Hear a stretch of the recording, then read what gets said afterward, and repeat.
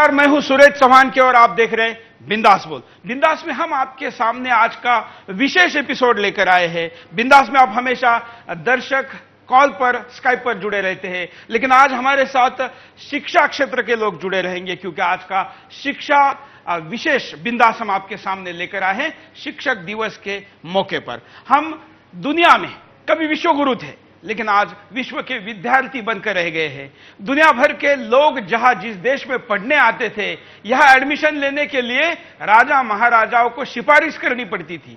जब हम पढ़ते हैं इतिहास में, तब ये देखते हैं कि हमारे तक्षशिला, नालंदा ऐसे विश्वविद्यालय थे कि वहां पर एडमिशन न मिलने के कारण जब फाइनल लिस्ट लग जाती थी तो उसके गेट पर कीचड़ होता था। वो कीचड़ एडमिशन न मिलने वाले राजपुत्रों के आंखों से निकले वाले आंसुओं का होता था।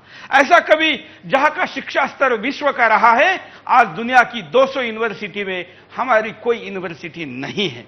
प्राथमिक शिक्षा के भी बुरे हाल है और इस स्थिति को बदलने के लिए देश के प्रधानमंत्री ने लंबी पहल करके पहली बार देश में शिक्षा क्षेत्र को महत्वपूर्ण मानते हुए ऐसी पहल हुई है जिस पर सुदर्शन अपना साथ देना चाहता है। और मेरे साथ जुड़े हुए 7 विभिन्न क्षेत्र के लोगों को हम इस पूरे बिंदास बोल में चर्चा में रखेंगे। मेरे साथ शिक्षा क्षेत्र से लोग जुड़े हुए हैं जो शिक्षक के तौर पर है, प्राथमिक और माध्यमिक क्षेत्र से।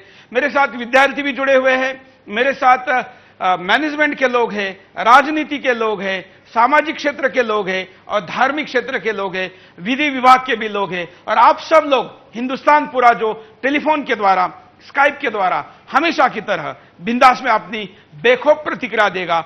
हम आज का बिंदास बोल एक घंटे से बढ़ाकर सीधा 2 घंटे इसलिए कर रहे हैं क्योंकि हम इस विषय को पूरा न्याय दे सके। ये एक ऐसा क्षेत्र है जिस क्षेत्र के प्रति पूरा हिंदुस्तान अगर गंभीर होता है तो एक ही क्षेत्र से हम ना केवल भारत का बल्कि दुनिया का चित्र बदल सकते हैं। क्योंकि भारत का विश्वगुरु रहेगा तो दुनिया निश्चित तौर पर बहुत कुछ हासिल कर रही होगी। आइए, हमेशा की तरह आपकी प्रतिक्रिया लेने के पहले जरा मुद्दे को देखते हैं।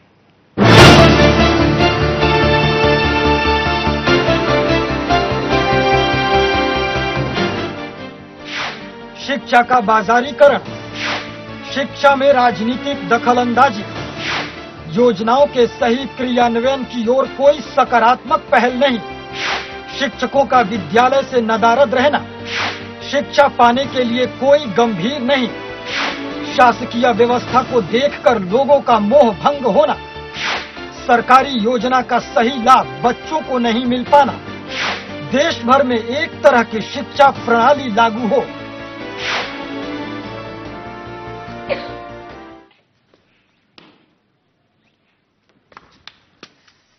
ए न्यू बॉय, नजर इधर, ब्लैक बोर्ड पे दिखा दिखा कहां बनाया मैंने पॉइंट? दिखा पॉइंट? ये मेंढक की तरह आंखें फाड़ फाड़ के क्या देख रहा है? Don't laugh. पॉइंट दिखा कहां बनाया मैंने? दिखा? नहीं दिखता। नहीं दिखता? पॉइंट नहीं दिखता? Satish Bhatkal, come here and show him where I am at the point on blackboard.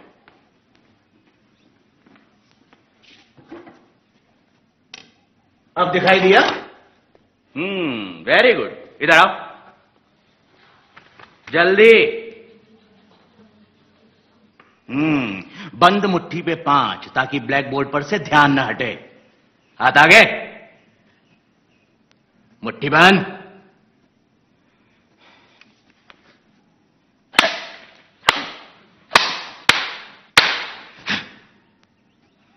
अब ये स्टिल लाइफ स्टडी कॉपी करो। शेप मुझे परफेक्ट चाहिए, वरना दूसरी मुट्ठी पे 5। जाओ।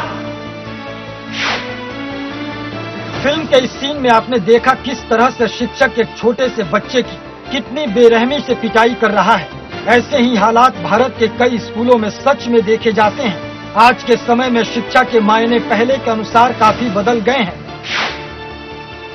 आज जिस तरह से शिक्षा का स्तर गिरता जा रहा है, उससे इसकी गुणवत्ता पर सवाल खड़े होने लगे हैं। पर सबसे बड़ा सवाल ये खड़ा होता है कि इसके लिए जिम्मेदार कौन है। इसके लिए न तो राजनीति में कोई उथल पुथल देखी जा रही है और न ही समाज इसकी स्थिति को सुधारने के लिए कुछ करता नजर आ रहा है। शिक्षा में सुधार की बातें तो अक्सर सुनने में आती हैं, लेकिन सुधार कहीं नजर नहीं आता। हालांकि इसके लिए शिक्षक भी बराबर के दोषी माने जाएंगे। आए दिन किसी मुद्दे को लेकर हड़ताल पर चले जाना और स्कूलों की छुट्टी हो जाना आम बात हो गया है। छात्र शिक्षा के लिए विद्यालय जाते हैं, लेकिन वहां से शिक्षक ही नदारद रहते हैं। ऐसे में शिक्षा की गुणवत्ता पर प्रश्न लगना लाजिमी है। अगर ये कहा जाए कि शिक्षा आज बाजारीकरण की मार झेल रही है, तो गलत नहीं होगा। शिक्षा को लेकर शासन की गंभीरता का आलम ये है कि वे कई योजनाएं शिक्षा को बेहतर बनाने के लिए शुरू तो करती हैं, लेकिन उन योजनाओं की दशा और दिशा की ओर कोई सकारात्मक पहल नहीं हो पाती, जिस कारण योजनाओं का सही लाभ नहीं मिल पा रहा है। शासकीय व्यवस्था को देखकर भी लोगों का मोह भंग हो रहा है, जिससे पैसे वालों के बच्चे निजी स्कूलों में पढ़ाई करते हैं और गरीब बच्चे सरकारी शिक्षा का अभिशाप झेलने के लिए विवश हैं।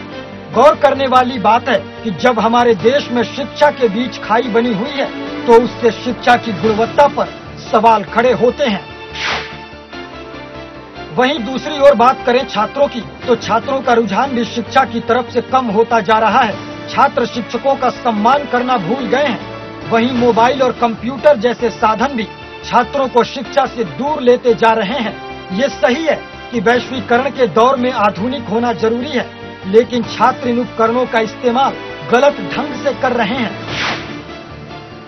मोबाइल पर दिन भर चैटिंग में लगे रहते हैं, पोर्न साइट खोलकर अश्लील फिल्में देखते हैं। ये सब चीजें ही उनकी मानसिकता को नकारात्मक बनाती है, जिसके चलते वे लड़कियों के साथ भी बदतमीजियां करने से बाज नहीं आते और कक्षा में बैठकर भी शिक्षा पर ध्यान नहीं लगा पाते। आज शिक्षा का स्तर जिस तरह से गिरता जा रहा है, अगर जल्द से जल्द उसके लिए ठोस कदम नहीं उठाए गए, तो वो समय दूर नहीं जब भारत की गिनती पिछड़े देशों में गिनी जाने लगेगी।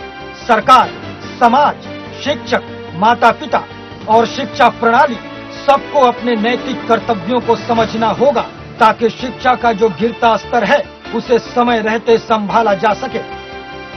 Bureau report, Sudarshan news. तो ये मुद्दा है और इस मुद्दे पर हमेशा की तरह आपको बेखौफ होकर बोलना है। ये हमारा पूरे देश का मुद्दा है। ये केवल किसी स्कूल में पढ़ने वाले बच्चों तक सीमित नहीं है, क्योंकि ये कल का भारत है, ये आने वाला भारत है और ये हम सबका भारत है। और इसलिए शिक्षा क्षेत्र से जुड़े हुए तमाम लोगों के साथ, आप सबके साथ जो कि लाइव में इस कार्यक्रम को देख रहे, स्क्रीन पर चल रहे नंबरों पर फोन कर सकते हैं, स्काइप के द्वारा वीडियो कॉल कर सकते हैं और फेसबुक पर भी अपनी प्रतिक्रिया दे सकते हैं। इस क्षेत्र का सबसे महत्वपूर्ण घटक है शिक्षक। हम शिक्षक से इस मुद्दे को शुरू करेंगे, चर्चा को शुरू करेंगे कि आखिर शिक्षक की स्थिति ऐसे क्यों हो गई है। वैसे तो शिक्षक हमारे यहाँ गुरु का दर्जा रखता है। गुरु कहते ही हाथ जोड़कर चरणों को हाथ लगाने की, झुककर प्रणाम करने की इच्छा होती है।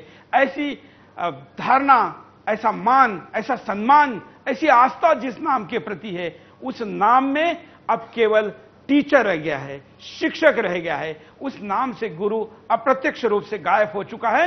ये 2014 का वास्तव है। लेकिन फिर भी ये दोबारा उस स्थिति तक कैसे पहुंचाया जाए, क्योंकि हमारे यहां पर भी या दुनिया में भी ऐसे उदाहरण देखे जाते हैं। हमारे यहां 1200 साल की गुलामी में कई क्षेत्रों की मान्यताएं घटी, लेकिन दोबारा हम उसको प्रस्तावित करने में कामयाब रहे।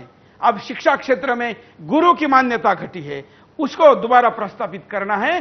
तो पूरे इस शिक्षा क्षेत्र में महत्वपूर्ण अगर घटक कोई है तो वो है शिक्षक। इसलिए जरा पहले शिक्षक की क्या स्थिति है इस पर नजर डालते हैं।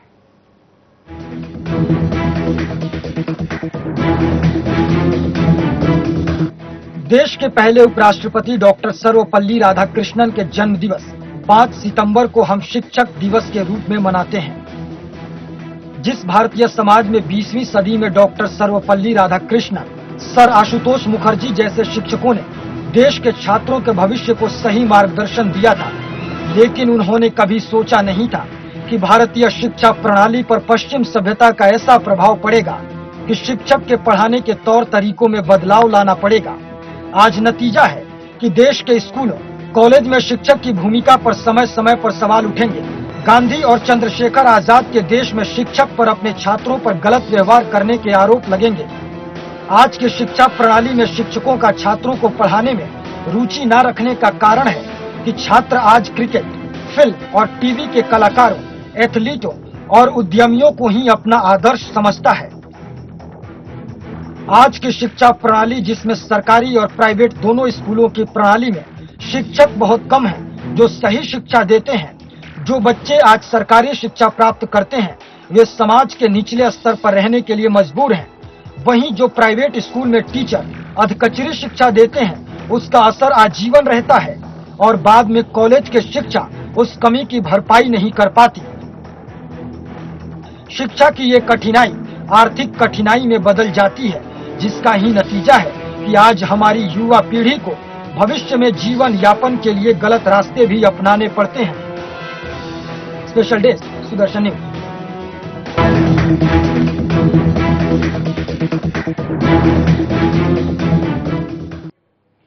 तो ये शिक्षक मुद्दे से हम शुरू करते हैं। हम प्रयास करेंगे कि हर मुद्दे को, अभी जैसे हमने शिक्षक के विषय को लिया है तो कॉल करने वाले लोग भी, स्काइप पर बात करने वाले लोग भी और मेरे साथ जो इस क्षेत्र के लोग जुड़े हुए हैं वो उसी विषय पर फोकस करके एक एक विषय को हम खत्म करें। हम करीब 10 से 12 मिनट एक विषय को देंगे। अब हम शिक्षक विषय को शुरू करते हैं। शिक्षक हमारे साथ जुड़े हैं, उनसे शुरू करते हैं। क्या बात आप करना चाहेगी इस विषय पर? नमस्कार। सबसे पहले तो मैं टीचर्स डे पे सबको, आप लोगों को, बिंदास बोल की पूरी टीम को, इस चैनल को हैप्पी टीचर्स डे बोलना चाहूंगी, क्योंकि एक बार अपने आप को भी मैं बूस्टअप कर लूंगी एज अ टीचर। और दूसरी बात ये कि क्योंकि मुझे टीचर में जब बोलना है तो मुझे मार्क्स तो मिलेंगे नहीं, क्योंकि स्टूडेंट को मार्क्स मिलते हैं, इसलिए मैं बेखौफ बोल सकती हूँ आपके चैनल पर। जो भी टीचर की स्थिति आपने जाननी चाहिए, या टीचर के साथ जो भी टीचर्स के साथ जो भी कंडीशन जुड़ जाती है जिसके कारण वो खुलकर बच्चों को ध्यान नहीं दे पाता, उस विषय में मैं सब बोलूंगी धीरे धीरे। पर अभी जो सबसे पहली बात मैं टीचर्स के बारे में बोलने चाहूंगी, टीचर्स अभी भी इंडिया में, जैसे आपने बोला कि काफी पीछे हो गए हम लोग, लेकिन भूमिका बनाने की फिर भी हम जो है टीचर्स अभी भी जो है वंदनीय है, आदरणीय है। किसी भी गांव में कोई टीचर घटा है, ये आप मानती हैं? हाँ बिल्कुल, आप लोग बिल्कुल मानते घटा हैं है। कि शिक्षक इस विषय का दर्जा घटा है? बिल्कुल घटा है। उसकी वजह है, उसके कई सारे कारण हैं। धीरे धीरे अगर आप सामाजिक कारण देखें, आर्थिक कारण देखें, सब लोगों की जिम्मेदारी देखें, तब आप इस पूरे विषय को समझ पाएंगे कि क्यों घटी है टीचर की। आपको क्या लगता है शिक्षक का दर्जा क्यों घटा है? इस पर पहले बहस करते हैं। सबसे पहले तो जो टीचर का घटा है, इसका कारण है वैश्वीकरण। हम लोग हमेशा दूसरों से तुलना करने लगते हैं। अपने देश को दूसरे देश से, पश्चिमी देशों से हम तुलना करते हैं, और हमारे जो सबसे कमी हमारे समाज ये भी हुआ है, शायद सारे लोग सहमत हो गए इस बात से कि जैसे प्रधानमंत्री ने भी अपने भाषण में कहा था कि एक स्कूल में सफाई हो रही थी तो मीडिया ने उसको बढ़ा चढ़ा कर दिखाया कि बच्चों के साथ अन्याय हो रहा है। मैं खुद एक जिला परिषद के स्कूल में पढ़ा हूं। 4वीं कक्षा तक हमारे स्कूल में जो नीचे फ्लोरिंग नहीं होती थी तो हम किसानों के पास से जाके गोबर लाते थे और हमारी स्कूल के अंदर की बहनें उसको गोबर लेपती थी। तो हमारा उस स्कूल के एक एक सेंटीमीटर से आत्मीयता थी और स्कूल को भी हमसे थी। लेकिन क्या अब की स्थिति यह है कि जो विद्यार्थी है उपभोक्ता हो गया है और जो स्कूल है वो एक दुकान हो गया है? आपके पास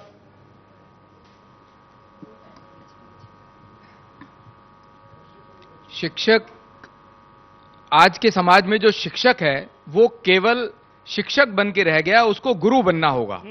वो गुरु के पद से नीचे आता चला जा रहा है। नैतिकता का ह्रास लगातार हो रहा है। इसी कारण से ऐसा लगता है शिक्षक वर्ग में भी जो उनके प्रति समर्पण, प्रेम, आदर का भाव होना चाहिए वो कम हुआ है। उसका कारण यह है कि समाज की नैतिकता कम हुई है। इसी तरह से शिक्षकों में भी नैतिकता का ह्रास हुआ है। क्यों हुआ है? नैतिकता का ह्रास होने का कारण वैश्विकरण तो जरूर है, लेकिन मैं समझता हूं आज जो मॉरल वैल्यूज गिरी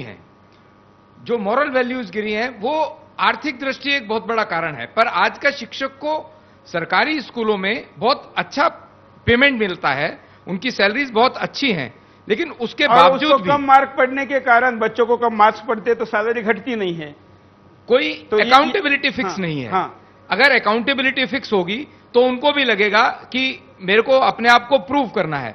ये सब चीजें बहुत बड़ा कारण है जिससे समाज की नैतिकता में कमी आई है। इसी कारण से स्टूडेंट्स में भी नैतिकता में कमी आई। बिल्कुल, आप भी कुछ कहना चाहते हैं? जी, मैं ये कहना चाहता हूं कि जिस प्रकार से शिक्षक और छात्र के बीच में गैप बढ़ा है, उसमें काफी बड़ा रोल जो है ना वो सरकार का भी रहा है। अब आप देखिएगा, राइट टू एजुकेशन एक्ट में एक ऐसा नियम बना दिया कि आप बच्चे को डांट भी नहीं सकते, बच्चे को कुछ कह भी नहीं सकते, बच्चा कुछ भी कर ले, पर शिक्षक को इतना अधिकार नहीं कि प्यार से उसको डांट भी सके। आप देखिए, राइट टू एजुकेशन एक्ट में आपने टीचर के लिए तो कोड ऑफ कंडक्ट बना दिया, पर उस बच्चे के लिए कोई कोड ऑफ कंडक्ट नहीं है। आज आप देखिएगा, अगर शिक्षक कुछ कह देता है तो तुरंत बच्चा ये कहता है कि मीडिया को बुलाओ या मैडम आप माफी मांगे।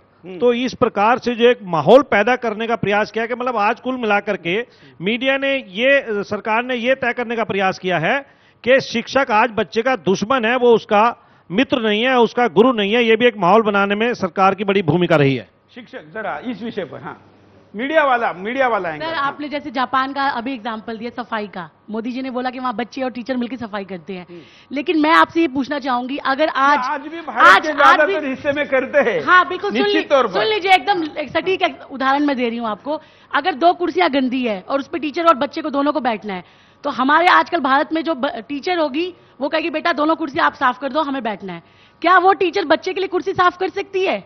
ये एंगल हमें अपने को अंदर लाना पड़ेगा कि अगर वो कुर्सी गंदी है, मैं अपने लिए भी साफ करूं और उस बच्चे के लिए भी साफ करूं, तब देखिए वो बच्चा अगली बार कैसे दोनों कुर्सी साफ करके आपके आगे हमारे साथ कॉलर भी जुड़े हुए हैं। बिंदास की खासियत है कि देश विदेश के कई विशेषज्ञ कॉलर अपनी बात को रखते हैं, आम आदमी अपनी बात को रखते हैं। कुछ कॉलर के पास चलते हैं, उनकी बात सुनते हैं। जय हिंद, बोलिए क्या कहना है आपको? नमस्ते सुरेश जी। हाँ। मैं राहुरी शिरडी से महाराष्ट्र से नामदेव गायकवाड़ बात कर रहा हूँ। हाँ। शिक्षा की बदहाली के लिए पहले तो माँ बाप जिम्मेदार है सर। बच्चा जब स्कूल में बार बार गलती करता है तो उसे शासन होना जरूर है। शिक्षक जब बोलने पर बच्चों को बुखार आता है तो माँ बाप उसके ऊपर, शिक्षक के ऊपर केस ठोक देते हैं, तो शिक्षक कैसे पढ़ाए? एक मिट्टी का घड़ा जब बनाते हैं तो उसे थपेड़े मार कर सुंदर आकार दिया जाता है। विद्यार्थियों के आदर्श भविष्य निर्माण के लिए शासन और डांट जरूरी है। माँ बाप का झूठा प्यार, बेटा तू पढ़ाई कर, बेटा तू ये काम मत कर, इतना तो। धन्यवाद, बड़ी अच्छी बात आपने कही है। माँ बाप वाले मुद्दे पे इस पे भी बात करेंगे। अगले कॉलर से बात करते हैं। जय हिंद। नमस्कार सुरेश जी, मैं आकाश चौधरी बोल रहा हूँ रुद्रपुर से। मेरा कहना यह है, हेलो बोलिए ना। हाँ, मेरा कहना यह है कि नेताओं और ये बड़े अधिकारी लेवल के जो अधिकारी होते हैं, इनके बच्चे सरकारी स्कूल में नहीं पढ़ते हैं। अगर इनके लिए यही चीज अनिवार्य कर दी जाए तो टीचर की भर्ती भी हो जाएगी और ये जो सुविधाएं हैं टॉयलेट वगैरह की, पानी की, ये खुद ब खुद सोल्व हो जाएगी। लेकिन क्या है कि इसमें ये समझ लिया गया कि सरकारी स्कूल में कोई पढ़ाई नहीं होती। ये चीज इसी कारण से है कि गरीब परिवारों के बच्चे वहां पे जाते हैं। दूसरी बात, बड़ी अच्छी बात कही है। इस मुद्दे पर मैं थोड़ा बढ़ाना चाहूंगा चर्चा को।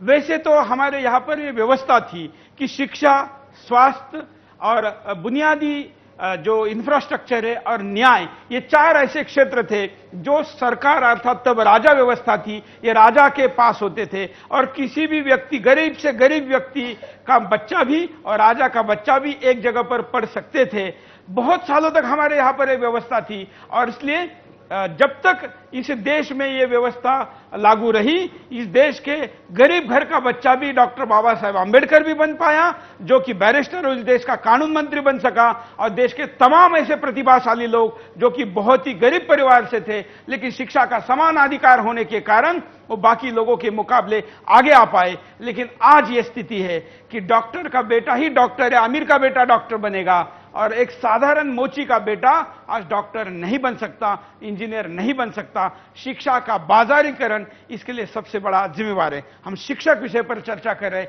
और कई कॉलर हमारे साथ जुड़े हैं, उनकी बात भी सुनते हैं। जय हिंद। बोलिए क्या कहना है? हाँ चौहान जी, जय हिंद। बोलिए। सर, ये आप जो शिक्षक दिवस पर ये विशेष कार्यक्रम दिखा रहे हैं उसके लिए आपको धन्यवाद।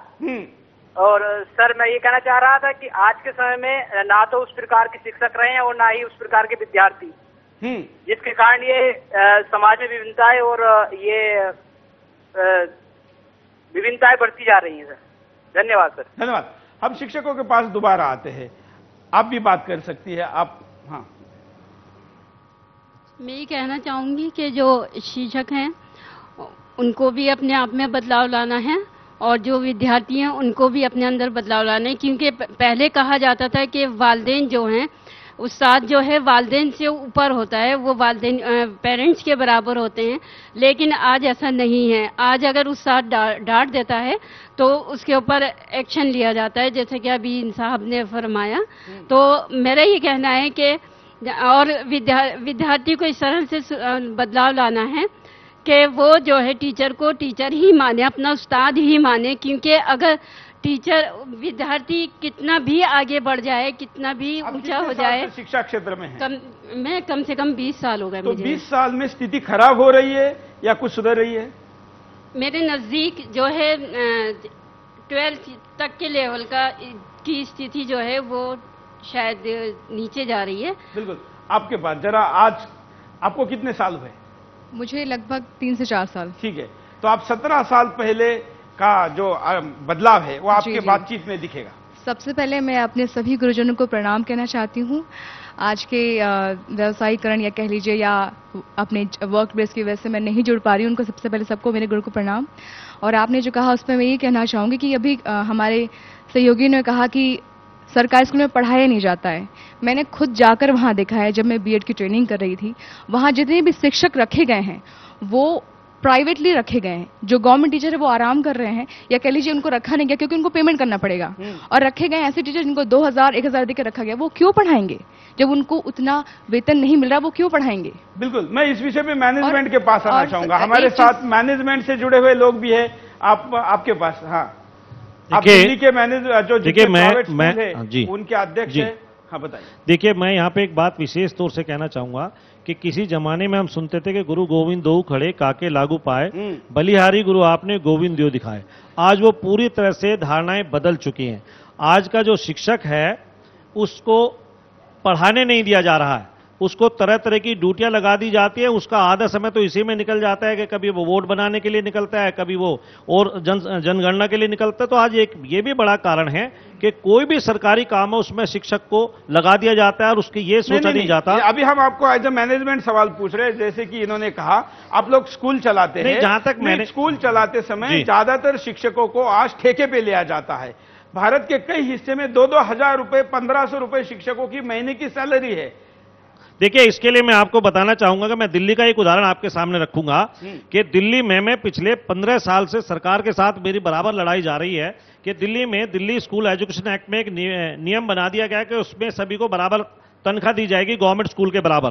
पर दिल्ली में एक 300 रुपए फीस लेने वाला स्कूल भी है, 10,000 रुपए फीस लेने वाला स्कूल भी है। अब आप ये कहें कि वो 300 रुपए जो फीस लेता है बच्चे से, वो भी 10,000 रुपए जो फीस लेता है उसके बराबर तनख्वाह दे, तो कैसे दी जा सकती है? इसके लिए मैंने एक लंबी लड़ाई लड़ने के बाद में सरकार को मजबूर कर, और सरकार ने पहली बार ये माना है, ऑफिशियली ये माना है कि दिल्ली में 5 कैटेगरी के स्कूल हैं जो मैंने उन्हें बताया। तो ऐसी स्थिति में 5 कैटेगरी में इसका मतलब शिक्षा क्षेत्र की 5 कैटेगरी हो गई। नहीं, स्कूलों की कैटेगरी है, आर्थिक आधार पे हुई, आर्थिक आधार पे हुई। नहीं, हमने ये कहा आर्थिक आधार पे, हमने ये कहा कि करावल नगर जैसे इलाके में, गांधीनगर जैसे इलाके में, या जो ऐसे गरीब इलाके हैं जहां पे सरकार स्कूल बना नहीं पाई, अगर मैनेजमेंट ने वहां पे जाकर के कम फीस पे बच्चों को अच्छी शिक्षा दे रहे हैं, जिसको वर्ल्ड बैंक ने एक सर्वे कराया था उसमें भी ये बात आई है कि बेसिक के फीस कम ले रहे हैं, बेसिक के सैलरी कम दे रहे हैं, पर गवर्नमेंट स्कूलों से कहीं बेहतर ये शिक्षा दे रहे हैं। तो ये उसके ऊपर है कि जितनी वो फीस लेता है उसके हिसाब से वो सैलरी देता है। और अगर टीचर वहां पढ़ाता भी है तो उसको जबरदस्ती तो रखा जाता नहीं। उसको ये लगता है कि मैं यहां पढ़ा रहा हूं, मुझे आत्म संतुष्टि इससे मिल रही है, कहीं मुझे और अच्छी सैलरी नहीं मिल रही। तो ऐसी स्थिति में मानता हूं उसमें टीचर को कोई शिकायत होनी नहीं चाहिए। आत्मसंतुष्टि वाली बात तो बहुत कम लोगों में होगी। क्या आप ये मानते हैं कि बहुत कम सैलरी होना या जॉब की अनिश्चितता होना ये भी उसके परफॉर्मेंस पे परिणाम करता है? यही शिक्षा में तो सबसे बड़ा जो हाल हो रहा है, बेहाल हो रहा है, वो नॉन ग्रेड बेसिस की वजह से ही सब परेशानियां बढ़ रही है। महाराष्ट्र में 2004 से मैं कोपरगांव से हूं, मेरा जो नॉन ग्रेड बेसिस के हमारे जो 16 प्रोजेक्ट है, 16 प्रोजेक्ट में 3 प्रोजेक्ट को ही गवर्नमेंट ग्रांट देती है, 13 प्रोजेक्ट तो नॉन ग्रेड बेसिक पे ही चलाने हैं। तो 3 प्रोजेक्ट में अच्छे पेमेंट है, 13 प्रोजेक्ट में कम पेमेंट है। उसकी वजह से काम पे तो बहुत असर पड़ता है टीचर्स लोगों के। तो गवर्नमेंट का धोरण, गवर्नमेंट की पॉलिसी इसके लिए जिम्मेदार है। गवर्नमेंट ने पॉलिसी बदलनी चाहिए। हाँ। आज जब शिक्षक की उस लाइन में हम अपॉइंटमेंट देखते हैं। आज अच्छा बच्चा जो 10वीं 12वीं में जिनके 95%, 92% कोई शिक्षक नहीं बनना चाह रहा, और आज शिक्षा में जो लोग शिक्षक बन के आ रहे हैं वो अपने जमाने में कमजोर विद्यार्थी के तौर पे माने जा रहे थे, क्योंकि उनका अपना लेवल शिक्षा का बहुत वीक रहा। उन्होंने खुद ने पढ़ाई नहीं की और वो मजबूरी में शिक्षा में आए हैं। अन्य किसी जगह पर नहीं जा सकते इसलिए गए, इसलिए वो शिक्षा में आए हैं। आज के महाविद्यालयीन विद्यार्थियों के पास जाना चाहूंगा। आप विद्यार्थी परिषद से जुड़े हुए हैं, अभी शिक्षकों की बात हो रही है, प्राथमिक शिक्षक भी यहाँ पर है या उच्च शिक्षा के भी क्षेत्र के लोग हैं। एज ए विद्यार्थी, स्टूडेंट के नाते आज के प्राध्यापकों के साथ देखते, उनके तरफ देखते हुए क्या आप महसूस करते हैं? मैं सबसे पहले तो शिक्षक दिवस के ऊपर सभी लोगों को बधाई। डायरेक्ट मुद्दे करिए, बधाई में हर सबसे पहले तो आज शिक्षा के ऊपर बात करने से पहले मुझे लगता है इतिहास में जाने की आवश्यकता है। सबसे पहले जब पहले आश्रम और गुरुकुल की व्यवस्था होती थी, उस समय सभी विद्यार्थी, चाहे वो अमीर घराने के हों चाहे गरीब घराने के हों, सब एक साथ पढ़ते थे। कोई समानता असमानता नहीं थी उनके अंदर। लेकिन आज शिक्षक का व्यवहार और विद्यार्थी के प्रति कहीं ना कहीं उसमें बदलाव है, आवश्यकता है। पहले एक गांव का मैं उदाहरण देता हूं। पहले जब एक गांव में ऐसा होता था, गांव में किसका सम्मान होता था?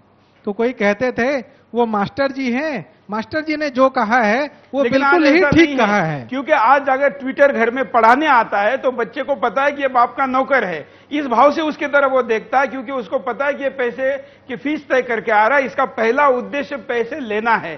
क्या आप मानते हैं? व्यवसायीकरण हो गया, ये व्यवसायीकरण हो गया शिक्षा का, ये गलत क्या आप ऐसा मानते हैं? टीचर को अपना वे ऑफ टॉकिंग भी चेंज करना होगा, क्योंकि मेरी सिस्टर अभी इस गवर्नमेंट स्कूल में पढ़ रही है, लेकिन उसको इस तरह से बिहेव करते हैं, उसके साथ इस तरह से बिहेव करते हैं कि वो घर में आके हमसे बोलती है कि मम्मी जब टीचर ही ऐसे बोलती है तो स्टूडेंट क्या करें, मैं तेरा तू, इस तरह ये अगर स्टूडेंट से ऐसे बात करेंगे तो स्टूडेंट क्या सीखेगा? हम कुछ एक कॉलर के पास चलते हैं, उनका कॉल लेते हैं, सुनते क्या कहना चाहते हैं। जय हिंद। वंदे मातरम। बोलिए। हेलो, क्या कहना है आप? आवाज नहीं आ रही है ना? आप लाइव में जुड़ चुके हैं, बोलिए। हाँ जी, प्राचीन भारत के अंदर सर्वश्रेष्ठ शिक्षा पद्धति थी। शास्त्र और शस्त्र का ज्ञान दिया जाता था और निःशुल्क दिया जाता था। रसायन, खगोल, योग, आयुर्वेदिक, ज्योतिष, इसको ज्ञान से बच्चों को पूरा तरबतर किया जाता था। परंतु दुर्भाग्यवश 1200 साल की गुलामी में हमारी तक्षशिला, नालंदा जैसी कई विद्यापीठों को नुकसान पहुंचा। खैर वो बात हो गई सो हो गई, परंतु वर्तमान आधुनिक भारत की शिक्षा की बदतर हालत के लिए नेहरू जी का मैं आधुनिक जो वाद था उनका भारतीयता से थोड़ा अलग सोचना या धन्यवाद। देश के पहले प्रधानमंत्री से शुरुआत इस स्कॉलर ने की है कि देश के पहले प्रधानमंत्री या जो पहली सत्ता यहां पर आई, उन्होंने ही शिक्षा के प्रति अपना जो नजरिया था वो सेक्युलर कर दिया। उसमें से जो भगवान या सरस्वती थी वो चली गई और अब बगैर आत्मा का केवल अक्षर ज्ञान रह गया है। क्या आप लोग भी ऐसा मानते हैं? जैसे हम जब क ख ग घ पढ़ते थे तो ग का मतलब गणपति ऐसा होता था, लेकिन कुछ लोगों ने कहा गणपति का नाम लेंगे तो ये क्रिमिनल हो जाएगा, मुसलमान नाराज हो जाएगा, वो गणपति का नाम कैसे लेगा, उसका धर्म भ्रष्ट हो जाएगा। तो आप गधा कहो चलेगा, लेकिन आप गणपति नहीं कह सकते। तो ये जो नजरिया हमारे सत्ता में बैठे हुए लोगों का रहा, उस कारण सरस्वती वंदना नहीं हो सकती, उस कारण स्कूलों में योग नहीं हो सकता, उस कारण ग का गणपति नहीं हो सकता, और ये सेक्युलर आत्मा के बगैर की शिक्षा आज हम भोग रहे हैं, सजा पा रहे हैं। यहां पर रुकते एक छोटे से ब्रेक के लिए, ब्रेक के बाद फिर आएंगे बिंदास बोलचाल।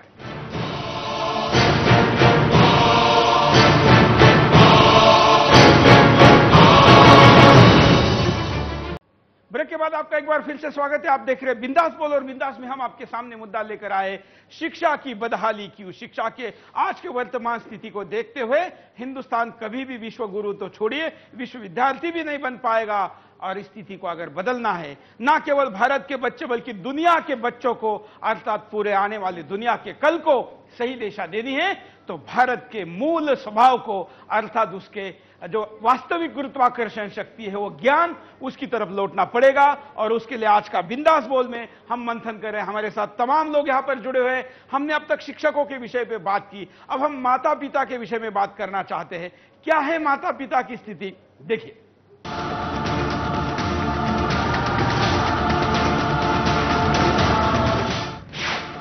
क्या बच्चों की स्कूली शिक्षा के गिरते स्तर के लिए माता पिता भी हैं जिम्मेदार? क्या माता पिता को भी समझने होंगे अपने नैतिक कर्तव्य? माता पिता को भी लेनी चाहिए अपने बच्चों की शिक्षा में रुचि।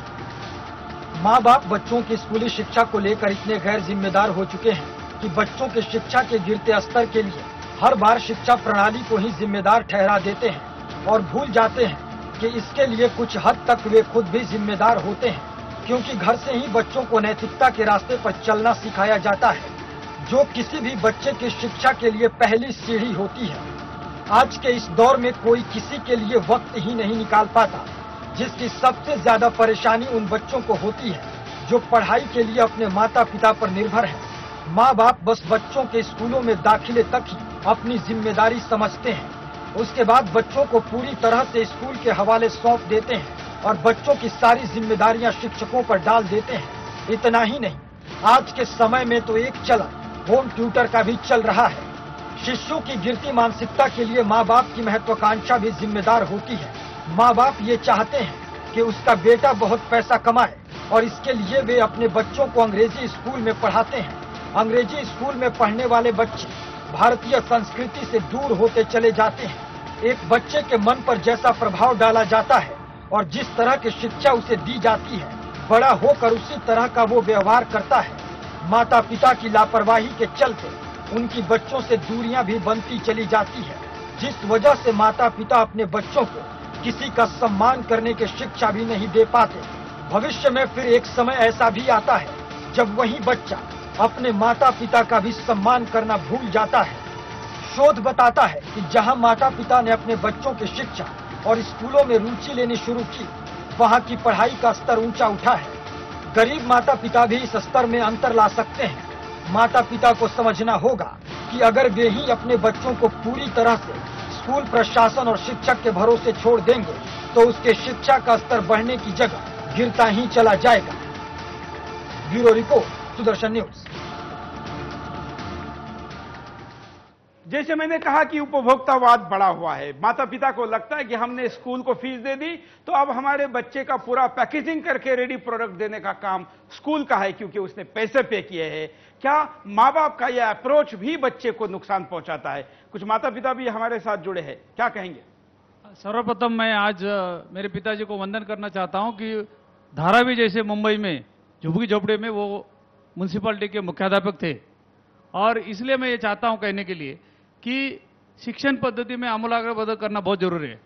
सबसे पहली जो टीचर होती है वो अपनी माता होती है, लेकिन आज माता को वक्त नहीं मिलता है कि बच्चों के पास ख्याल देने के लिए। शायद बच्चे से ज्यादा वो टीवी सीरियल पे ज्यादा टाइम देती है, टीवी सीरियल पे ख्याल देती है। और आजकल माता को भी ऑफिस में जाना पड़ता है, ऑफिस का भी काम करना पड़ता है, घर का भी काम करना पड़ता है, इसलिए स्टूडेंट के पास उनको ख्याल देने के लिए वक्त नहीं मिलता है। लेकिन आप अगर देखेंगे स्कूल में जाने के बाद भी शिक्षक अगर कॉन्ट्रैक्ट पे होता है, मिनिमम वेज सैलरी भी उसको नहीं मिलती है, तो आप शिक्षक से ऐसा न्याय कहां से देख सकते हैं? क्योंकि आज एक सिपाही होता है, ये प्यून होता है, उसको ज्यादा सैलरी मिलती है। चर्चा करें, अभी हम माता पिता विषय पे चर्चा करें।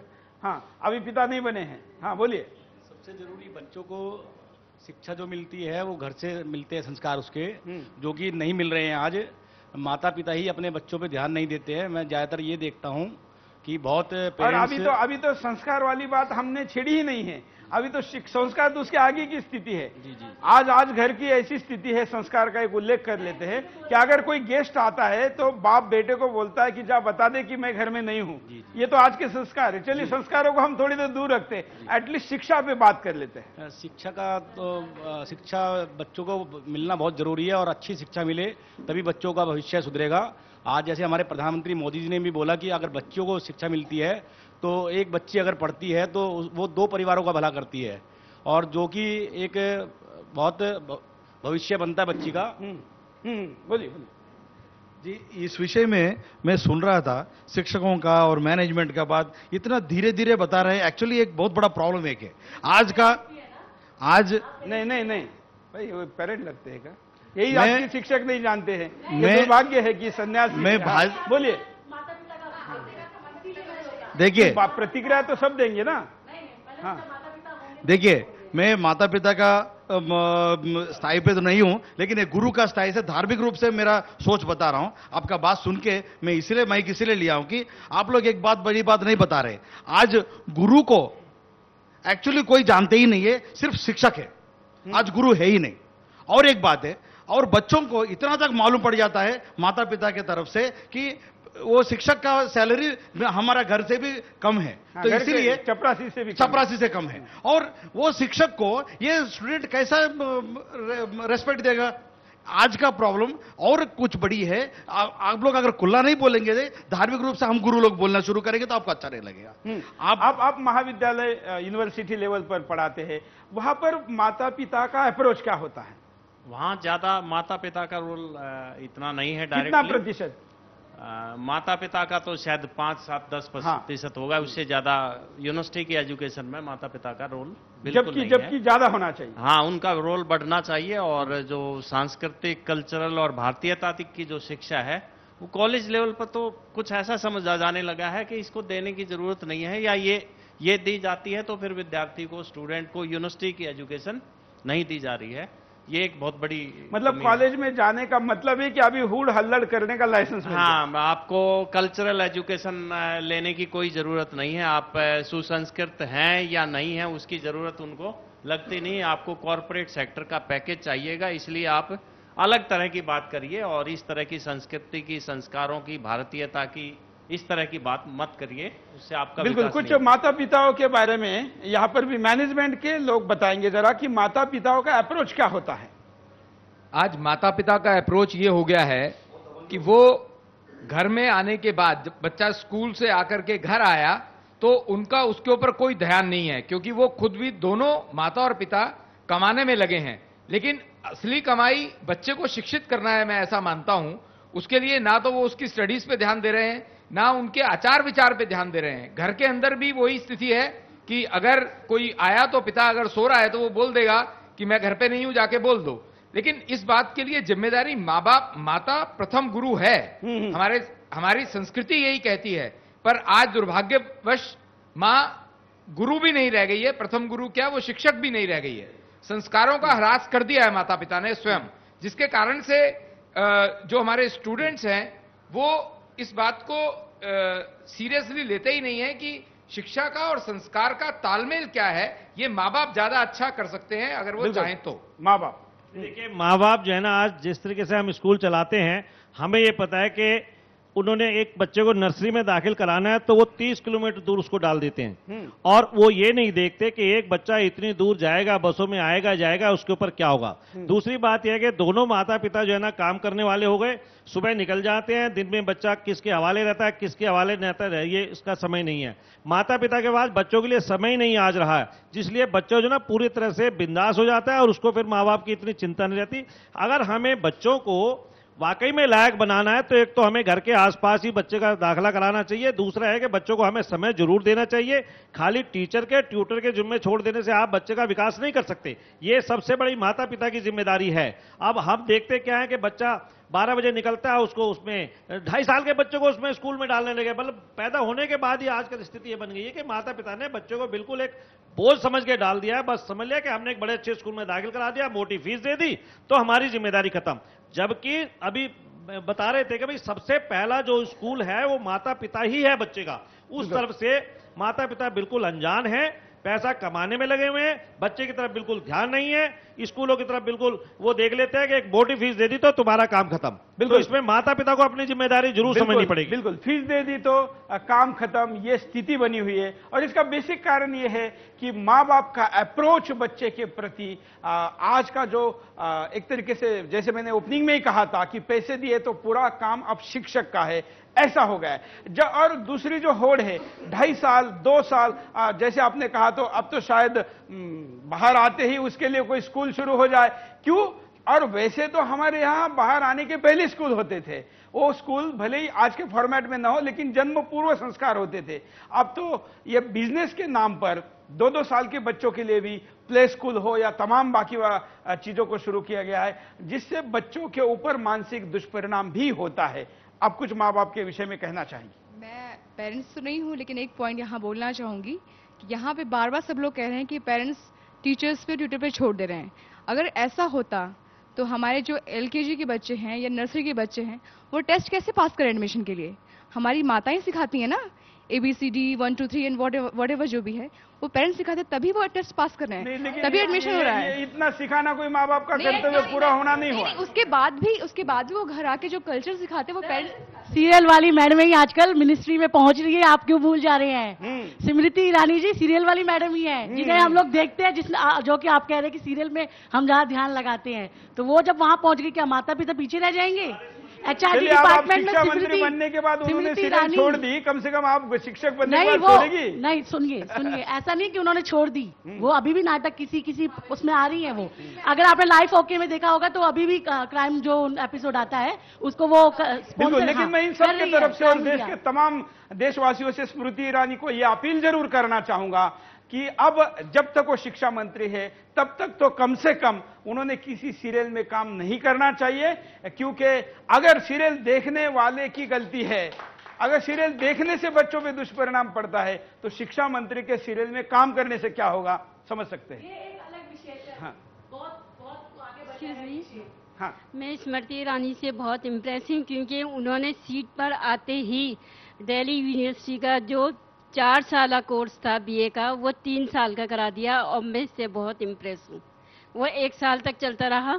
चलिए, शायद वो 1 साल का करते तो और ज्यादा लोग खुश हो जाते। आज बड़ी विचित्र बात हो गई, संस्कारों की बात हो रही है। एक चीज बोलना चाहूंगी, आप कंपटीशन एग्जाम लीजिए, बच्चे तय करें कि सिलेबस क्या हो, कौन सी भाषा में हो। हाँ, चलिए, माता पिता वाला विषय है, माता पिता वाला। हाँ, एक चीज बोल के मैं खत्म करना चाहूंगी। संस्कारों की बात जहां हो रही है, आज भी भारत में ओल्ड एज होम बहुत कम है सर। अगर आप बाहर के देशों से वो मत बताइए, आपके बच्चे हैं? जी बिल्कुल, मैं इनसे बात करना चाहूंगा। दोनों बच्चों के साथ मैं इधर बात कर रहा हूं, आप इधर आना। क्या नाम है आपका? हाँ, सुहानी। माँ क्या क्या सिखाती है? पढ़ाई करवाती है। हाँ, पढ़ाई करवाती है। नहीं करने पे? नहीं करवाती है। और नहीं करेंगे तो? नहीं करती हूँ। अच्छा, आप करती है, ये आपके पूरे फेवर में है। अब इधर आइए। हाँ, आज जैसा आपने कहा, मैं गुनगुन आज कह रही हूँ कि जब मैं स्कूल से आती हूँ तो मेरी मम्मी पहले यही पूछती है कि बेटा आज स्कूल में क्या हुआ, अभी भूख लगी है, चलो, पानी दूँ? पड़ोसी आंटी ऐसा पूछती है उसके बेटे को? नहीं, पड़ोसी आंटी चलिए, सब माँ ऐसी नहीं है। हाँ, आप भी कुछ कहना चाहेंगे?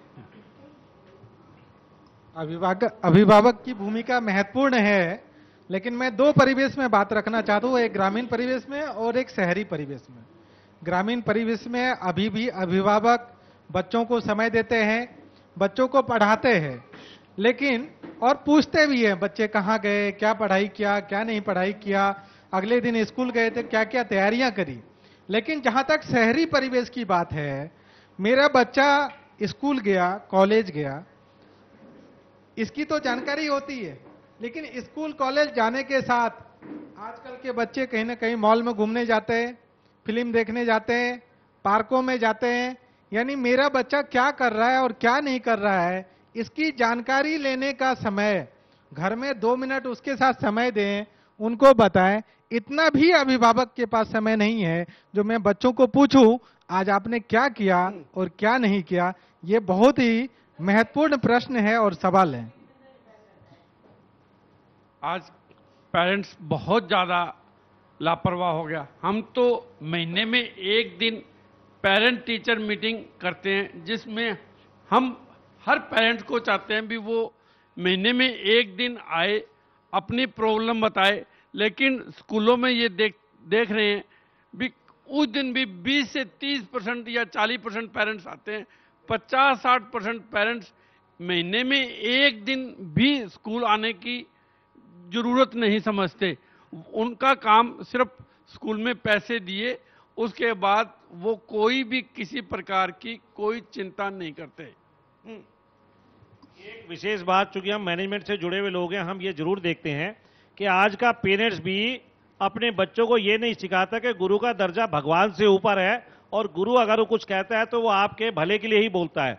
आज तो गुरु ने अगर कुछ बच्चे ने कुछ झूठ भी बोल दिया घर पे जाकर के और ये कह दिया कि टीचर ने मुझे कहा, मेरे को एक घटना याद आती है, एक रात को 11 बजे एक स्कूल के मैनेजर को टेलीफोन आया कि भाटिया साहब आपको उस टीचर का वो बताइए एड्रेस कहाँ है। पुलिस वाले ऐसे उसका एसएचओ का टेलीफोन था, भाई आपको रात को 11 बजे किस लिए चाहिए? कहते हैं आज उसने एक बच्चे को डांटा है और हमें उसको जाकर के अभी अरेस्ट करना है। मतलब डांटने के ऊपर भी आज स्थिति ये बन गई है कि आज का टीचर दहशत में है, क्योंकि माँ बाप कुछ भी करता है सीधा आकर के पुलिस में रिपोर्ट दर्ज कराता है और टीचर जो है इस वजह से कुछ कहता नहीं है। माँ बाप को इतना सर पे चढ़ा दिया है कि आज टीचर भी पढ़ाने से डरता है। इसलिए माँ बाप के ऊपर अंकुश लगाना जरूरी है। माँ बाप अगर बच्चे उसकी टीचर की इज्जत करेगा तो बच्चा भी इज्जत करेगा। जब माँ बाप बच्चे को सिखाएगा कि जो मैं फीस देता हूं उससे तुझे वो पढ़ाता है, तो निश्चित रूप से इससे जो आज बच्चे के और शिक्षा में गिरावट आई है उसके ऊपर हमें विशेष तौर से ध्यान देना हम पड़ेगा। जरा एक स्काइप कॉलर के पास चलते हैं, वो क्या बात कहना चाहते हैं सुनते हैं। जय हिंद। जय हिंद सुरेश जी, बोलिए। मनोज पटेल बोल रहा हूँ सऊदी से। हमारा कहने का मतलब है इसमें तीनों जिम्मेदार है, माता पिता और सरकार और शिक्षक भी। क्योंकि माता पिता टाइम नहीं देते हैं और शिक्षक अच्छे से पढ़ाई नहीं कराते हैं और जो नेता है इस पे ध्यान नहीं देते हैं। और दूसरी तीसरी बात यह है कि जिसके पास पैसा है वो अपने बच्चे को भेजता है अमेरिका, लंदन, जापान पढ़ने के लिए, तो गरीब बच्चे कहाँ जाएंगे और कहाँ पढ़ेंगे? इस पे सरकार को भी ध्यान देना चाहिए और माता पिता को भी ध्यान देना चाहिए और शिक्षक को भी ध्यान देना चाहिए। हर चीज पैसा ही नहीं होता। हमारे शिक्षक क्या है, वेतन के लिए हड़ताल पे बैठ जाते हैं, वेतन के लिए धरना प्रदर्शन देना शुरू कर देते हैं। एक दिन की अगर कॉलेज में छुट्टी होनी चाहिए वहाँ 3 दिन की छुट्टी होती है। अगर हमारा राष्ट्रीय त्योहार जो है उस पर छुट्टी नहीं होनी चाहिए, उसके विषय में पढ़ाई होनी चाहिए, उस पर छुट्टी हो जाती है। बिल्कुल बिल्कुल बिल्कुल, धन्यवाद। एक बड़ा अच्छा मुद्दा इन्होंने उठाया। इस मुद्दे को मैं कई बार उठा चुका हूं। मैं जरा आपके काफी लोगों की इस विषय पे प्रतिक्रिया चाहूंगा। जो राष्ट्रीय त्योहार होते, खास करके 15 अगस्त, 26 जनवरी जैसे त्योहार होते, उन दिनों में स्कूलों में हम लोग तो बड़े सज धज के जाते थे, तिरंगा लेके जाते थे, कार्यक्रम करते थे। अब इन दिनों में स्कूलों में छुट्टी होती है। इसके 2 कारण हैं। स्कूल का कहना है कि माँ बाप ये चाहते हैं कि उन दिनों में जो हॉलीडे होते हैं उनका उपयोग माँ बाप को हो, इसलिए स्कूल में छुट्टी की मांग होती है। आप क्या कहेंगे? देखिए, जहां तक इसकी बात है, एक राष्ट्रीय पर्व है 2, उन पे अगर छुट्टी होती है तो चूंकि अब मुझे 15 अगस्त का दिन है और मुझे प्रधानमंत्री के संबोधन को सुनना है, ऐसी स्थिति में मैं स्कूल में जाता हूं तो वो उचित नहीं है कि उस दिन स्कूल खुले। जहां तक 26 जनवरी की बात है, उस दिन भी आपका बाप का तो जो होगा होगा, लेकिन जो बच्चे को स्कूल में जाके होना चाहिए वो क्यों नहीं होना चाहिए? नहीं, देखिए बात ये है, ये इस पे कोई बहस का विषय ये नहीं है कि भाई राष्ट्रीय पर्व है या जो त्योहार है उन पे छुट्टी हो। जो और बहुत सारी छुट्टियां हो जाती है उनके ऊपर रोक जरूर लगनी चाहिए। राष्ट्रीय त्योहार में तो स्कूल में जाना ही चाहिए ना। नहीं, अगर वो झंडा वंदन नहीं करेगा तो कब करेगा? झंडा वंदन एक दिन पहले हो जाता है। ये लेकिन दिन का महत्व तो उस दिन है ना। नहीं, ऐसा है, अगर आप लक्ष्मी की पूजा लक्ष्मी पूजन के दिन करेंगे, उसको आप नहीं छोड़ेंगे और उसको आप मुहूर्त मानेंगे, और क्या 15 अगस्त 26 जनवरी राष्ट्रीय मुहूर्त नहीं है? नहीं, देखिए ऐसा है, हर जगह नहीं, क्या आप क्या कहेंगे? हाँ, आज हम बहुत बार चाहते हैं भी 15 अगस्त को बनाएं, लेकिन सरकारी छुट्टी होने के बाद अगर किसी कर्मचारी को अगर हमने बुला लिया स्कूल में, तो सरकार के दूसरे डिपार्टमेंट उस दिन हमारे यहाँ चालान काटने के लिए आ जाते हैं। बिल्कुल, जो ऐसी समस्या हो जरूर बताइए, क्योंकि देश को ये पता चले कि ये भी समस्या है। क्योंकि अगर दिल्ली के अंदर किसी भी स्कूल में बच्चे आएंगे, वो ट्रांसपोर्ट से आते हैं, अगर हमने ड्राइवर और कंडक्टरों को स्कूल में बुला लिया, चपरासी को स्कूल में छुट्टी नहीं दी, तो अगले दिन उसकी कंप्लेन होती है। डिपार्टमेंट वाले ये कहने के लिए आ जाते हैं आपने 15 अगस्त के दिन इनको छुट्टी क्यों नहीं दी। देखिए, अगर 15 अगस्त और 26 जनवरी की छुट्टी होती है तो मैं समझता हूं देश के सभी विद्यालयों में, चाहे सरकारी हो चाहे प्राइवेट विद्यालय हो, 14 अगस्त और 25 जनवरी को ध्वजारोहण रहता है। बच्चों को संस्कार देने की बात है, बच्चों को बताने की बात है कि 15 अगस्त का महत्व स्वतंत्रता दिवस से लेकर के है। 26 जनवरी का महत्व लेकिन गणतंत्र दिवस उस से दिन लेकर का उपयोग छुट्टी होता है, ये तो आप मानते हैं। अगर वो स्कूल में आएगा तो कुछ सेलिब्रेशन करेगा, कुछ बात मानूंगा।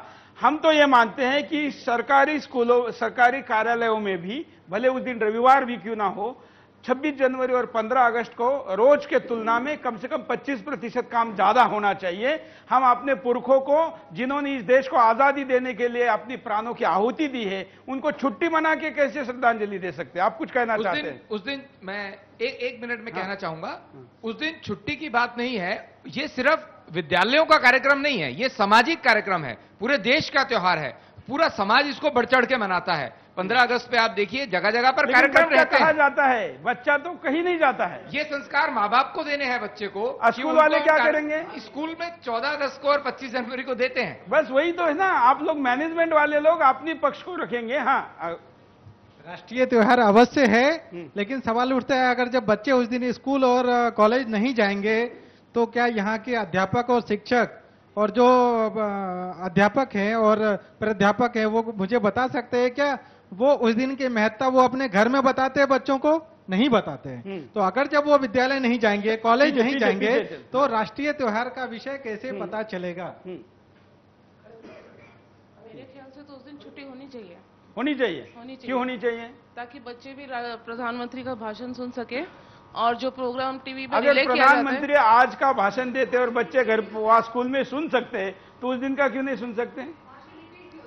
नहीं, रिपीट टेलीकास्ट होता है बट उसका वो इम्पोर्टेंस नहीं रहता। हम छुट्टी की तरफ, मतलब हम प्रो छुट्टी सोच रहे हैं। हाँ, आप इधर, हाँ आप बोलो आपके साथ में। हाँ सर, ये छुट्टी होना ये हमारा मोटिव नहीं है कि छुट्टी है कि नहीं है। हाँ। हमारा मोटिव ये है कि उनको इस चीज के बारे में पता चलना चाहिए आखिर हुआ क्या। अब 14 अगस्त, ये 14 अगस्त को पाकिस्तान में झंडा फहराया जाता है, आप जानते होंगे, बट हम यहाँ पे इस झंडे को फहरा कर ये हम बताना चाहते हैं कि ये हमारे धर्म या जो भी मानते हैं हम हिंदुत्व में है। हमने 15 अगस्त की आजादी को अगर 14 अगस्त को मनाया, ये नहीं है कि हम उस 15 अगस्त को ही उसी दिन को मना सकते हैं। और हम अपना जन्मदिन कब मनाते? सुविधानुसार मनाते हैं? नहीं, हम अपना जन्मदिन तो उसी दिन, अगर केक काटने वाले तो केक काटेंगे या जो भी करना है करेंगे। और देश के आजादी का जन्मदिन क्या मनाएंगे सर?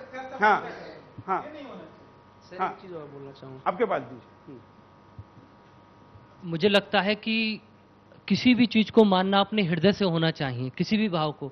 यदि कुछ लोग जाते हैं तो कहते हैं कि मैं यहाँ सिगरेट नहीं पीऊंगा, क्यों? क्योंकि यहाँ मंदिर है। क्यों नहीं पियोगे? क्योंकि यहाँ भगवान देख रहा है। तो क्या मंदिर के बाहर नहीं देख रहा?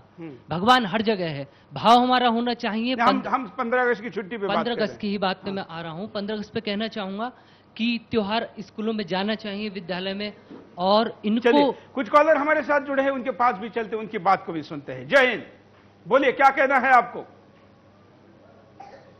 वंदे मातरम सर जी। वंदे मातरम, बोलिए। रोशन का जो बोल रहा हूँ, आज के जो लड़के हैं ना, उनके लिए संस्कार, संस्कृति और देश के हित में कुछ पढ़ाई में होना चाहिए। और इसके बराबर ही अपने जो टीचर लोग हैं ना, उन्होंने अच्छे तरीके से, यानी कि सबके सब आंसर स्टूडेंट के देना जरूरी होना चाहिए। और स्टूडेंट ने जो भी शंका हो या कुशंका हो, वो प्राध्यापक को बता के उसका हल मिलाना चाहिए। धन्यवाद। अगले कॉलर के पास चलते हैं, उनकी बात भी सुनते हैं। जय हिंद, बोलिए। हेलो। हाँ हाँ सुरेश जी, बोलिए। सुरेश जी, पहली बात तो यह है कि जो माँ बाप है ना, वही अपने बच्चों को शिक्षा देने वाले होते हैं। और दूसरी बात यह है कि जितने भी ये जो प्राइवेट स्कूल है ना, ये प्राइमरी के बाद, इनके जितने भी स्कूल है ना, प्राइमरी के बाद सबका राष्ट्रीयकरण होना चाहिए। जैसे बैंकों का राष्ट्रीयकरण किया गया था 71-72 में। चलिए, एक क्रांतिकारी सजेशन यहाँ पर दिया गया है। हाँ हाँ, अब इधर इधर इधर जरा ये इस मुद्दे पर जरा बात करते हैं कि क्या स्कूलों का एक साथ राष्ट्रीयकरण करके शिक्षा पूरी तरीके से सरकार के अधीन करनी चाहिए? आप कानून में भी है, इस विषय पे भी बोल सकते हैं। जी नमस्कार। अभी बहुत देर से सुन रहा था हम लोग को यह समझ में नहीं आता है कि आखिर हम परिवर्तन से इतना क्यों डरते हैं। जब माता पिता की बात आती है तो हम ब्लेम माता पिता पे कर देते हैं, गुरु का जब आता है तो कर देते हैं। क्यों नहीं हम नए विचार के पक्षधर हैं? क्यों हम नहीं यह कहना चाहते कि अगर आज नरेंद्र मोदी ने पहली बार शिक्षक दिवस पे भारत के इतिहास में पहली बार कोई प्रधानमंत्री शिक्षक दिवस के दिन सारे बच्चों के साथ बातचीत करी, इंटरेक्शन किया। तो ये जो प्रेमाइसेस है, इन्होंने जो कहा कि क्यों नहीं ऐसी शुरुआत होनी चाहिए देश में, क्यों नहीं 15 अगस्त या 26 जनवरी के दिन बच्चे स्कूल में जाएं, क्यों नहीं एक राष्ट्रीयता की भावना बनेगी। जो हमारे फोर फादर्स, जो हमारे संविधान ने, जो हमारे देश की बुनियाद है, या उस चीज पे क्या हम वही 1968 में इंदिरा गांधी जब थी तो 1966 में कोठारी कमीशन बना था, और 66 के कोठारी कमीशन की रिपोर्ट के आधार पर हम 68 में पहली बार नेशनल एजुकेशन पॉलिसी बनाए। 1986 में जब राजीव जी आए तो उन्होंने उस पॉलिसी को फिर बनाया और कहा नवोदय विद्यालय खोल दिया। क्या मैं सोचता हूं, आप लोग से यह पूछना चाहता हूं कि क्या सिर्फ बच्चे को स्कूल में पहुंचा देना ही इस देश की या सरकार की जिम्मेवारी है? क्यों आज के शिक्षा पद्धति में, मैं तो कहता हूं कि शिक्षा पद्धति हमारी अपूर्ण है। क्यों नहीं हम शिक्षा पद्धति में बेसिक लेवल पे रिफॉर्म करें? क्यों नहीं हम स्वामी विवेकानंद को पढ़ाएं? क्या स्वामी विवेकानंद या अरबिंदो या सीवी रमन जैसे साइंटिस्ट इस मॉडर्न शिक्षा पद्धति के प्रोडक्ट थे? अब बता दीजिए, आजादी के बाद क्या कोई ऐसे, टैगोर आजादी के बाद आए? नहीं आए। तो हमारा जो ब्रिटिश समय से पाश्चात्य शिक्षा पद्धति ने जो शिक्षा पद्धति की उसको हम ढो रहे हैं। मैकले ने जो 1835 में एक्ट आया था, और उस समय विलियम बेंटिक थे, इंडिया के गवर्नर जनरल थे, तो हम उस चीज को ढो रहे हैं। मुझे यह समझ में नहीं आता। मैं तो कहता हूं मैकेलो की शिक्षा पद्धति ही चल रही है, और जब तक ये नहीं बदलेगी, ये रिफॉर्म नहीं होगा, तब तक इसको बचाया नहीं जा सकता। रुकते एक छोटे से ब्रेक के लिए, ब्रेक के बाद दोबारा आएंगे। बिंदास बोल छाड़ी।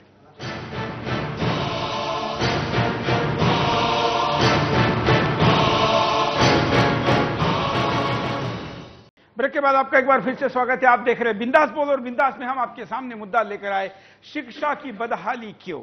इसके तमाम कारण हैं, क्योंकि किसी एक कारण से शिक्षा की बदहाली नहीं हुई है, और इसको दुरुस्त करने के उन सारे कारणों को जब तक दुरुस्त नहीं करेंगे, तब तक हम इस पूरे व्यवस्था को नहीं बदल सकते। जरा कारणों पर नजर डालते हैं, देखिए। सरकारी नीतियों को शिक्षकों पर थोपना। देश में शिक्षा के बदहाली का सबसे बड़ा कारण सरकारी नीतियों को शिक्षक पर थोपना है। सरकार के इस रवैये से शिक्षक शिक्षा से कोसों दूर चले जाते हैं।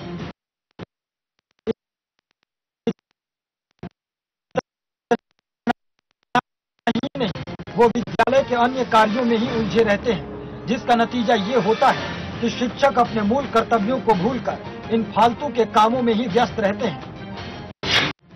विद्यालयों की दूरदर्शिता।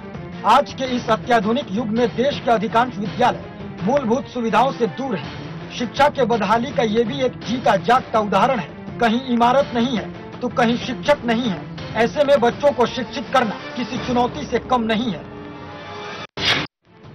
शिक्षकों के पद का खाली होना शिक्षा के बदहाली का सबसे बड़ा और अहम कारण है। शिक्षकों के पद का खाली होना। विद्यालय में शिक्षक ही नहीं होंगे तो बच्चों को शिक्षा कौन देगा? इस दिशा में सरकार कोई ठोस कदम नहीं उठा रही है। अगर आंकड़ों पर ध्यान डालें तो देश में अभी भी 6,96,000 शिक्षकों का पद रिक्त है। इन रिक्त पदों में से आधे से अधिक बिहार और उत्तर प्रदेश में है। ऐसे में भला शिक्षा की स्थिति बदहाल नहीं होगी तो क्या होगी? शिक्षकों को अपनी जिम्मेदारियों से भागना। शिक्षक अपने कर्तव्यों का निर्वहन करने से भाग रहे हैं, क्योंकि सरकारी शिक्षकों की स्थिति सही नहीं है। ना तो उन्हें समय पर उनका वेतन मिलता है और ना ही मूलभूत सरकारी सुविधाएं। ऐसी स्थिति में शिक्षक भी पढ़ाने में आनाकानी करते हैं और विद्यालय जाकर अपना समय काटते हैं इधर उधर की बातें करके। अयोग्य शिक्षकों की नियुक्ति। शिक्षा की बदहाली में अयोग्य शिक्षकों की नियुक्ति भी एक अहम कारण है। राज्यों में नियत वेतन पर बिना दक्षता परीक्षा लिए नियुक्त करना। ऐसे शिक्षकों को सरकार पंचायत स्तर पर नियत वेतन पर बहाल की है, जिसे ढंग से अपना नाम लिखना भी नहीं आता है। वो शिक्षक बनकर घूम रहे हैं। सरकार ऐसे शिक्षकों को 4,000 रुपए प्रति माह वेतन देती है और वो स्कूलों में पढ़ाते हैं। इन शिक्षकों की बहाली मार्क्स के आधार पर हुई है, जो जाली दस्तावेज तैयार कर शिक्षक बन गए हैं। ऐसे कई शिक्षक हैं जो जालसाजी के आरोप में सलाखों के पीछे हैं। ये कारणों पर हमने नजर डाली। जरा शिक्षा की स्थिति देख लीजिए।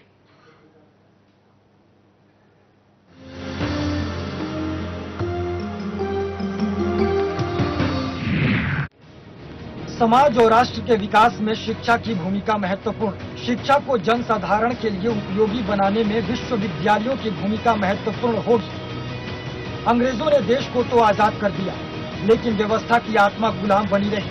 तभी तो भारत में शिक्षा के 2 स्तर मौजूद हैं, एक निजी शिक्षा और दूसरा सरकारी शिक्षा। धनी वर्ग और अब तो निम्न मध्य वर्ग तक के बच्चे भी प्राइवेट स्कूलों, कॉलेजों में शिक्षा ग्रहण करके उच्च पदों पर आसीन हो रहे हैं। अगर कुछ अपवादों को छोड़ दें तो निर्धन तबके के बच्चे क्लर्क, चपरासी, लाइनमैन, मजदूर बनकर रह जाते हैं। दरअसल समान अवसर न मिलने के कारण समाज भी शिक्षा के इन 2 वर्गों में बटा हुआ है। शिक्षा की ऐसी परिपाटी बना दी गई है कि बड़े विश्वविद्यालयों में सरकारी स्कूलों के बच्चों को प्रवेश मिलना लगभग नामुमकिन हो गया है, क्योंकि दाखिले का कट ऑफ काफी ऊंचा रहता है, जो ज्यादातर सरकारी विद्यालयों में पढ़े बच्चों के लिए संभव नहीं है। सरकारी विद्यालयों के शिक्षा के स्तर में सुधार की बजाय मिड डे मील स्कीम, छात्रवृत्ति योजना जैसी स्कीम लाकर सरकार अपना पल्ला झाड़ लेती है। इससे सरकारी विद्यालयों में उपस्थिति तो बढ़ जाती है, पर शिक्षा की गुणवत्ता नहीं बढ़ती। तो वहीं अगर हमें समाज में सुधार लाना है तो शिक्षा प्रणाली में सुधार बहुत आवश्यक है और शिक्षा में फैली असमानता को भी दूर करना होगा। सोशल डेस्क, दर्शन न्यूज। ये आपके सामने हमने स्थिति को रखा है। इसमें एक सरकारी पहलू है, राजनीतिक क्षेत्र के लोगों का भी विषय है। हमारे साथ राजनीतिक क्षेत्र के भी कुछ लोग जुड़े हैं, क्या कहेंगे?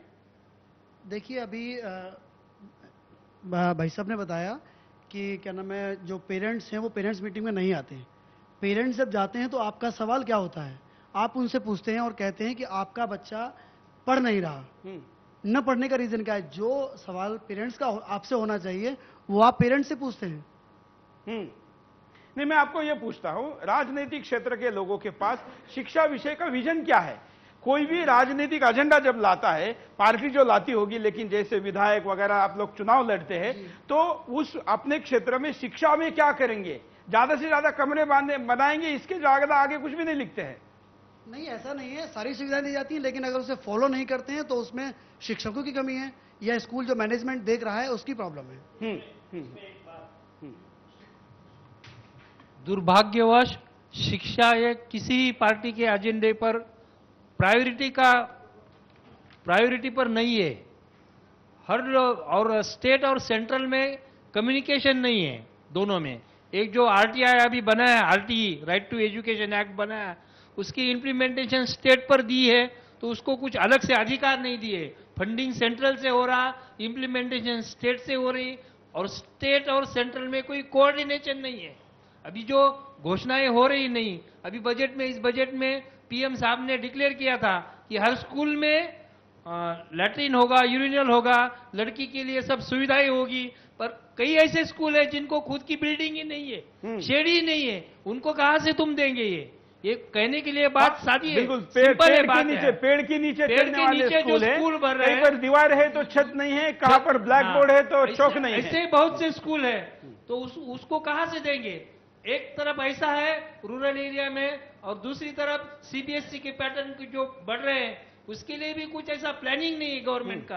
अभी जो मराठी स्कूल, रीजनल स्कूल जो खोले जा रहे हैं नॉन ग्रांट बेसिस पे, एक स्कूल खोलने के लिए कम से कम 50 लाख रुपए की जरूरत है। नए फॉर्म के मुताबिक 2 साल से अगर आपको स्कूल खोलनी है, वो पुराना जमाना गया कि आप खाली 500 रुपए चालान भरकर स्कूल खोल सकते थे। अब कम से कम 50 लाख रुपए की लागत लगती है, और मैनेजमेंट ये पैसे कहां से लाएंगे? 50 लाख रुपए अगर लगाएंगे तो उसका, और इसलिए वहां की ज्यादातर, और परमिशन सरकार के हाथ में है, इसलिए ज्यादातर राजनेता ही कॉलेज खोलेंगे, सब खोलते हैं, और प्राइमरी एजुकेशन के किसी का जोर नहीं है। देश में शिक्षा को लेकर के राजनीति नहीं होनी चाहिए, लेकिन आज राजनेताओं का ही दायित्व है, क्योंकि वही गवर्नमेंट चला रहे हैं, पॉलिसी उनको ही बनानी, और पॉलिसी पैरालिसिस है शिक्षा को लेकर के। कोई सही शिक्षा नीति अब तक पिछले 65 वर्षों में नहीं बन पाई है। इसी के कारण से शिक्षा की बदहाली है, और इंफ्रास्ट्रक्चर की आवश्यकता बहुत है।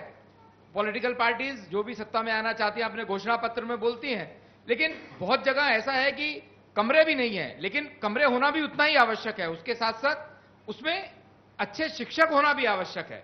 इसलिए पॉलिसी बनाना भी, पहले तो कमरे भी नहीं होते थे, पेड़ के नीचे पढ़ते थे, फिर भी इससे बड़े लोग होते थे, वो गुरुकुल कहलाते थे। क्या गुरुकुलों की स्थिति थी, जरा उस पर भी नजर डालते हैं। गुरुकुल। गुरु गोविंद दो खड़े काके लागू पाए,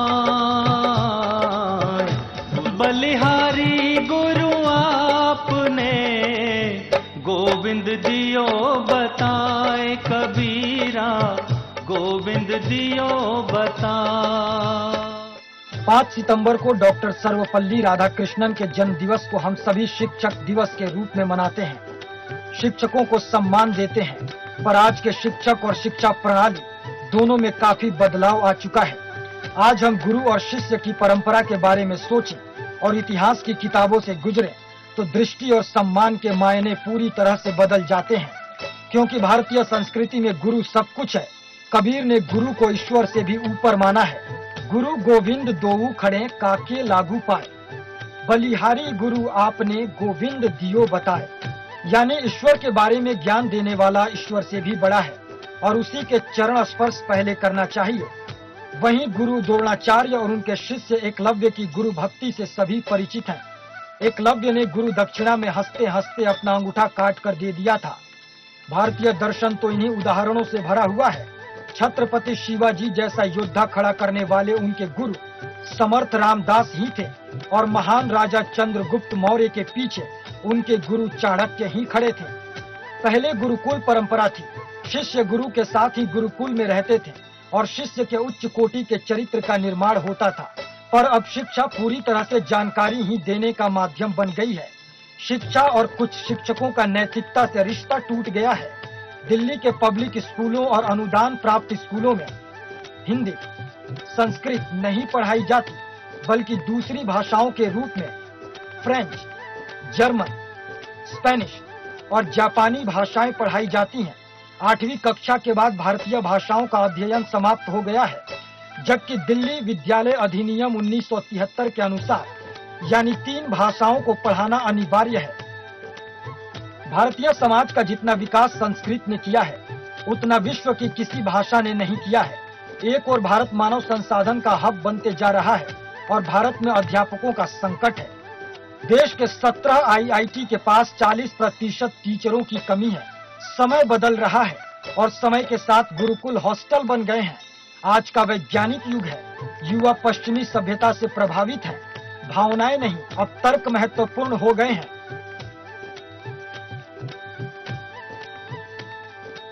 आज के शिक्षकों के सामने कठिन चुनौतियां हैं, पर टीचर स्टूडेंट के रिश्ते की मिठास अभी भी बाकी है। बस जरूरत है उम्मीद ना छोड़ने की, क्योंकि स्टूडेंट का दिया एक पेन या गुलाब टीचर की आंखों की नमी के साथ उसे भी उसके। ये गुरुकुल थे और हालांकि आज गुरुकुल कितने संभव है इस विषय पर सोचना होगा, लेकिन क्या हम उसके स्ट्रक्चर को बदलकर उसके भाव को दोबारा ला सकते हैं क्या? धार्मिक क्षेत्र से जुड़े हुए हमारे साथ स्वामी विश्वासानंद जी है। स्वामी विश्वासानंद जी का परिचय मैं जरा दर्शकों को भी और यहां बैठे लोगों को बताऊं। स्वामी जी चेन्नई से जो IIT मद्रास जिसको कहा जाता था, वहां से IITian है। करोड़ों रुपए की सैलरी के साथ विदेश में जॉब करते थे, लेकिन जब राजीव दीक्षित से उनका संपर्क आया, जो स्वदेशी के आंदोलक थे, और उनसे प्रभावित होकर इन्होंने तय किया कि विदेश में करोड़ों रुपए की सैलरी लेने से अच्छा है कि मैं अपने देश में जाऊं और देश के लिए कुछ काम करूं। इन्होंने फिर अपना वैवाहिक जीवन या कुछ भी आगे नहीं बढ़ाया और अविवाहित रहकर संन्यास लेकर भारत की सेवा कर रहे हैं। आज जैसा मैं पहले भी बोला था, आज गुरु कहीं भी नहीं है और हमको गुरुकुलों के साथ अगर देखना है, मानस सरोवर से लेके कन्याकुमारी तक कहीं ऐसा गुरुकुल आज भी चल रहा है और बहुत अच्छा चल रहा है और उसको हम आगे बढ़ाना है। और आज का शिक्षक तो सिर्फ एक पैसा लेके एक नौकरी करने वाला एक नौकर रह गया है और शिक्षा देने वाला भी नहीं रहा है। और दूसरी बात, जैसा पूरा दुनिया अपना वैदिक गणित को आज भी लेके चल रहा है, लेकिन हम उसको छोड़ दिए और वेदों में, उपवेदों में और अपना उपनिषदों में इतना भरा पड़ा हुआ है, उसको हम छोड़ के ये मैकेले एजुकेशन के पीछे भागना रियली हमको इतना शर्मनाक चीज है। और आज देखिए हमारे साथ साथ ये जो वेदों के साथ साथ सत्यार्थ प्रकाश और अपना चाणक्य नीति और कौटिल्य अर्थशास्त्र इतना भरपूर पड़े हैं और ये सब लोग जापान, जर्मनी का मैनेजमेंट कॉलेजेस और IITians भी अपना जो सर्टिफिकेट लेने के बाद इसके ऊपर रिसर्च करके बहुत अच्छा धार्मिक रूप से आगे चल रहे हैं। जिन जिन वेदों के आधार पर हवाई जहाज का खोज हुआ, हमारे यहाँ पर बच्चों को कितना गलत पढ़ाया जाता है। आज इस देश के किसी भी बच्चों को पूछिए कि हवाई जहाज का खोज कहाँ हुआ, किसने किया, तो राइट ब्रदर्स का नाम लेंगे, जो कि सब दुनिया में गलत पढ़ाया जाता है। मैं आधुनिक भारत की बात कर रहा हूं, मैं उस सतयुग की बात नहीं कर रहा हूं। राम और जो पुष्पक विमान लेके जाते थे, राइट बंधुओं ने विमान उड़ाने के पहले 8 साल पहले तलपते बंधुओं ने, जो एक साइंटिस्ट थे, जिन्होंने वेदों के आधार पर, और यह भी दिया गया है कि किस वेद में, किस पंक्ति में, किस नंबर में क्या कहा गया है, उसके आधार पर हवाई जहाज बनाया। और उस हवाई जहाज को मानव रहित, वो नीचे थे और हवाई जहाज ऊपर उड़ रहा था, तरीके का हवाई जहाज उन्होंने दिखाया। हाँ, और वो उड़ा है। उसके बाद वो यशस्वी लैंडिंग हुआ और उसके साक्ष्य बड़ौदा के महाराजा थे, मुंबई के तमाम लोग थे, वहां के अखबारों में वो छप के आया है, उसके प्रूफ आज हमारे पास है। 8 साल पहले ये सब कुछ हुआ है, लेकिन हम आज भी बताते हैं कि हवाई जहाज की खोज किसने की। ऐसे वेदों का हमारे पास इतना अच्छा ज्ञान होते हुए, हमारे पास तमाम विषय होते हुए हम नहीं जा पाए। हाँ, आप कुछ कहना चाहते हैं? जी, मैं ये कहना चाह रहा था इस बिंदु पे कि मुझे गांधी जी का वक्तव्य याद आ रहा है, जो उन्होंने चीतम हॉल में 1931 ईस्वी में कहा था, लंदन में 30 अक्टूबर का दिन था। उन्होंने कहा कि शिक्षा पद्धति की अगर बात करें तो मुझे गुरुकुल याद आता है। गुरुकुल मतलब बहुत सुंदर वृक्ष। अफसोस से कहना पड़ रहा है कि वह आज जो सुंदर वृक्ष था उसका भारत में समापन हो गया है, और हम एक ऐसी शिक्षा पद्धति की ओर चले गए हैं जहां पे व्यक्ति बढ़ तो रहा है, लेकिन ह्यूमन वैल्यू जो है, मानव मूल्यों का पतन हो रहा है। और दिनों दिन शिक्षा तो मिल रही है, हम एजुकेटेड हो रहे थे, लेकिन मानव मूल्यों का पतन हो रहा था। तो मैं यही कहना चाहता हूं, इन सब चीज जितना भी अभी हम जिन चीजों पे बात कर रहे हैं, या अभी इससे पहले बात कर रहे थे पिछले विषयों पे, सबका निष्कर्ष यही है। या राजनीति की बात करें तो कहीं ना कहीं यही निष्कर्ष निकलता है कि हम लोग शिक्षा पद्धति में क्यों नहीं फिर से उन चीजों को शुमार करें जो हमारी की बात करनी चाहिए। बिल्कुल, मुझे लगता है हम ये एक पैकेज देख लेते हैं कि आखिर शिक्षक और शिक्षा में क्यों दूरी बनी। उसके बाद हम जरा रिफॉर्म पे बात करते हैं।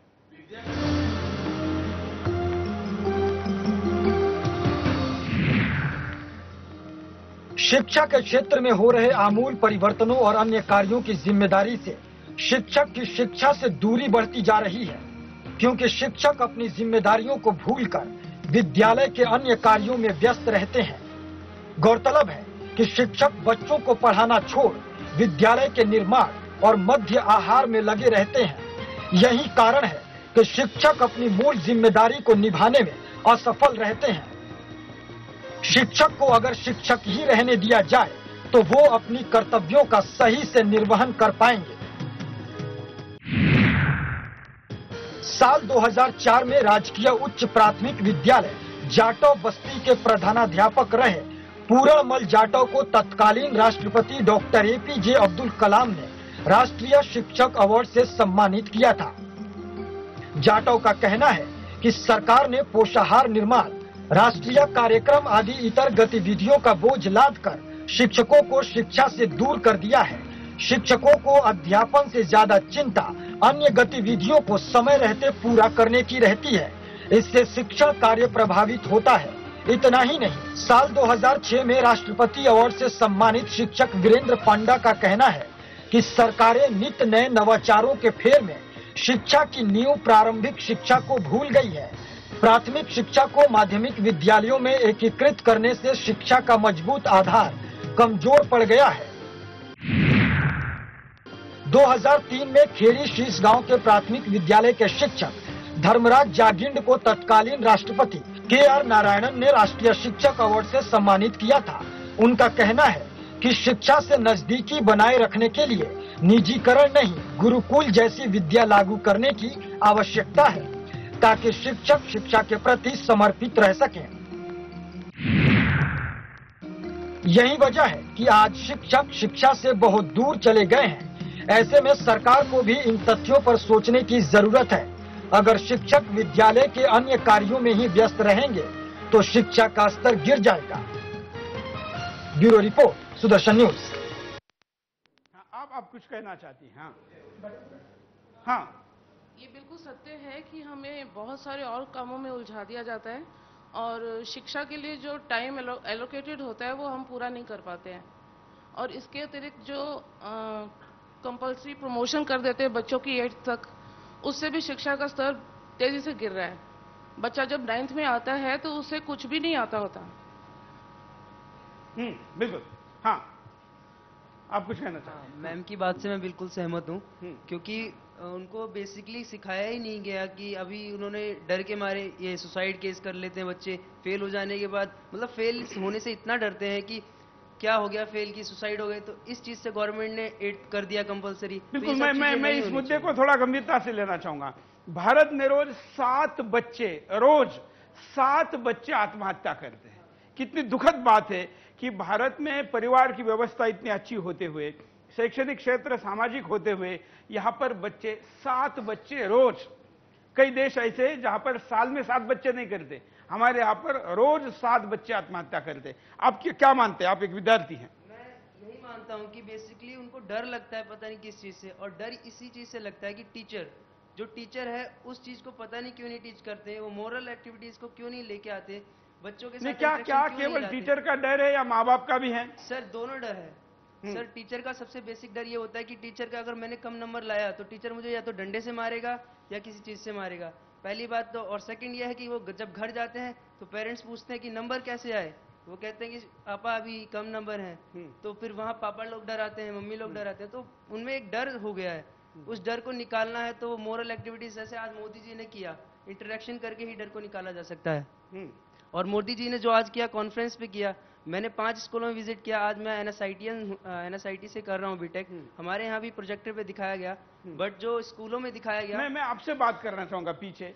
क्या आजकल के जो माँ बाप है वो बच्चों को एक प्रोडक्ट के तौर पर स्कूल से एक्सपेक्ट करते हैं कि हमने फीस दी है, अब इसको किसी भी स्थिति में, मतलब माँ बाप का काम है पैसे देना, स्कूल का काम है शिक्षा लेना, और उस बच्चे की ड्यूटी है कि उसको परफॉर्म करना। क्या ये स्थिति है जो आत्महत्या के लिए ज्यादा उस्काती है?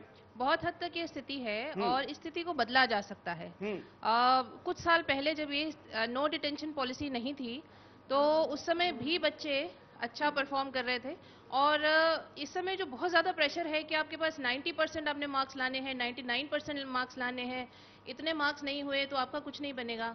आज की परिस्थिति में इतने एवेन्यूज़ हैं, इतनी अपॉर्चुनिटीज़ हैं, इतने तरह तरह की जॉब अपॉर्चुनिटीज़ और कमाने की अपॉर्चुनिटीज़ मोदी जी भी हमें कह रहे हैं, जैसे हम सिंपल एग्रीकल्चर एक्टिविटीज़ की तरफ जा सकते हैं।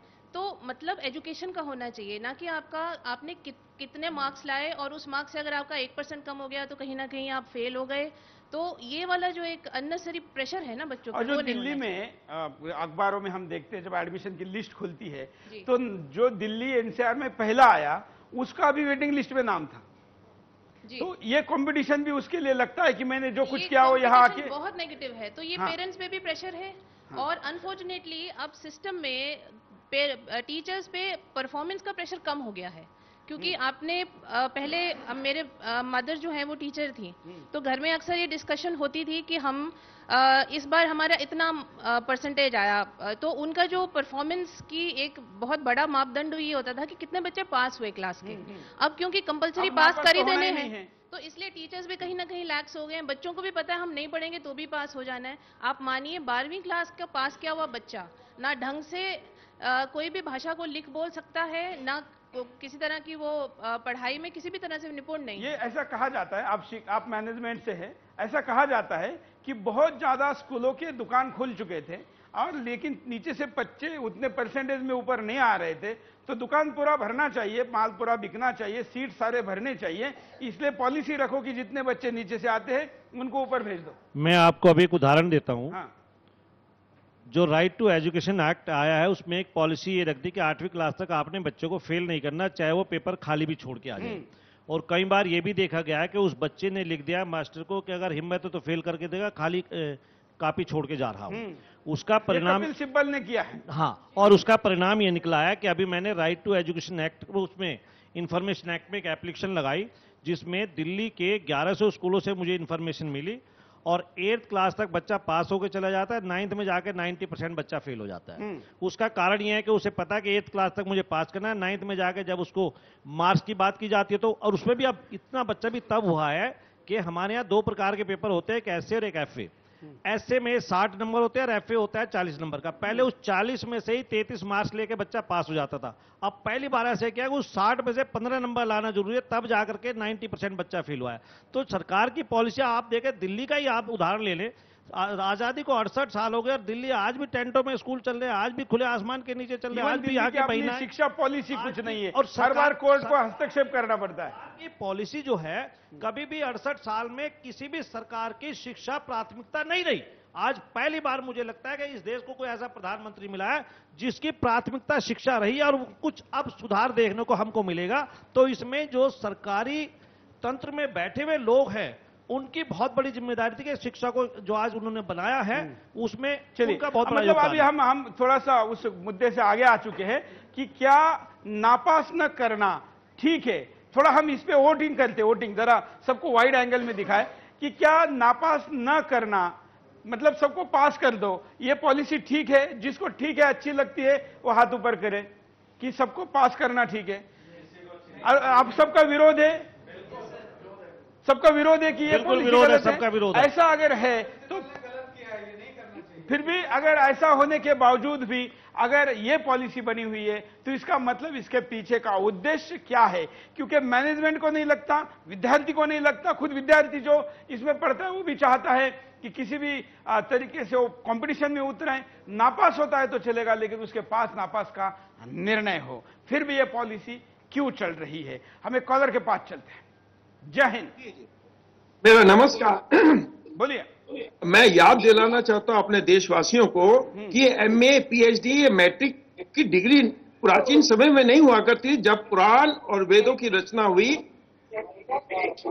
और ये आप विचार करिए कि मैकाले ने 1835 में ब्रिटिश पार्लियामेंट में जो भाषण दिया था कि हम भारत को किस प्रकार से लंबे समय के लिए गुलाम बना करके रख सकते हैं, वो आज भी उपलब्ध है, इंटरनेट के ऊपर उपलब्ध है। और उसका ये दुष्परिणाम है कि कांग्रेस सरकार ने उस मेघालय की नीति को ज्यों का त्यों लागू किया, उत्तर से लेकर दक्षिण तक और पूरब से लेकर के पश्चिम तक। हमारी भारतीय संस्कृति का जो ह्रास हुआ, जिस कारण से आज हम भोग विलास की ओर चले जा रहे हैं। मैं हैरान होता हूं कि पिछले 100 साल में, 150 साल में संस्कृति के फील्ड में, इतिहास के फील्ड में कौन से नोबेल प्राइज भारत को मिले हैं? जबकि हमारे यहाँ जो रिसर्च हुई है वो जिसमें कि गणित का सिफर हम लोगों ने दिया, हमारी संस्कृत भाषा जो कि कंप्यूटर के लिए सबसे उत्तम मानी जाती है, ये इस देश का दुर्भाग्य रहा कि इस देश में उन लोगों का शासन रहा जिन्होंने विदेशों के साथ संबंध ज्यादा रखा, जिनकी आस्था, जिनका विश्वास विदेशों में था। इस करके हम लोगों का शिक्षा का स्तर गिर गया। आज जो शिक्षक हैं, जो विद्यार्थी हैं, उनको मालूम नहीं है कि वो किसके लिए पढ़ रहे हैं, क्या केवल मानवता है। धन्यवाद, बड़ी अच्छी बात कही है। हाँ, आप कुछ कहना चाहती हैं? मैं हिस्ट्री की लेक्चरर हूँ और 11th 12th को पढ़ाती हूँ। और हिस्ट्री के अंदर जो कैरिकुलम है, हिस्ट्री का, अगर आप उसे ध्यान से देखें तो केवल एक ही व्यक्ति के बारे में और एक ही फैमिली के बारे में बात की जाती है।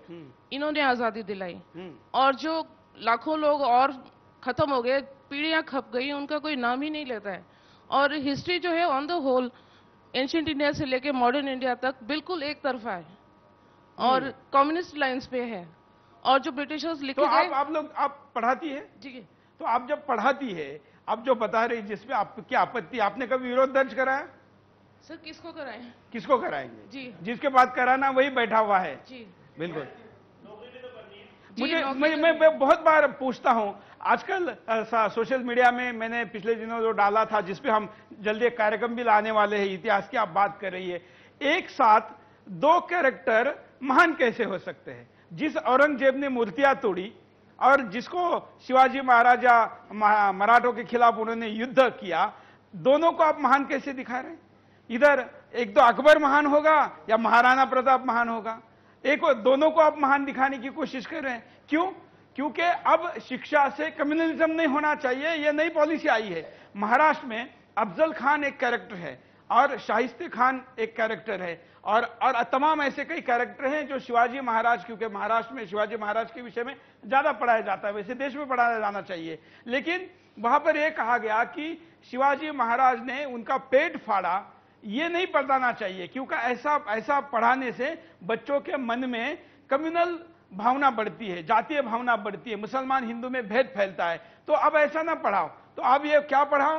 तो जो कमिटी बनी हुई थी कि क्या सिलेबस होना चाहिए, इनका पेट फाड़ा गया है शिवाजी महाराज द्वारा, ऐसा कहने के बजाय क्या कहा जा सकता है? जो कमिटी बनी थी उसमें से एक एक्सपर्ट ने ऑफिशियली ऐसा लिख के दिया था, हालांकि उनका वो निषेध करने का तरीका था, लेकिन उन्होंने लिख के दिया था कि शिवाजी महाराज उनको मिलने गए, क्योंकि वो शिवाजी महाराज के पिताजी शिवाजी महाराज के जो पिताजी थे उनके और उनके आपस के संबंध थे, तो उनको मिलने गए और उनको गले लगाया, उन्हीं दौरान उनको गुदगुदी की और उनको हार्ट अटैक आ गया और वो मर गए। अगर ये स्थिति हमको पढ़ाई जाएगी स्कूलों से, तो क्या हम सच्चाई इतिहास कड़वा भी क्यों ना हो और सच्चा होना चाहिए और वास्तव होना चाहिए। हाँ हाँ, आप कुछ कहना चाह रहे हैं? हाँ, मेरा ये कहना है, जहां तक इतिहास का सवाल है, कब तक हम आज की शिक्षा पद्धति में मैकाले की शिक्षा पद्धति को पढ़ते रहेंगे? क्या मुगलों की पद्धति को पढ़ते रहेंगे? एमएफ हुसैन को पढ़ाया जाता है, अकबर बाबर के बारे में पढ़ाया जाता है। क्या हमारे देश में क्रांतिकारियों की कमी है?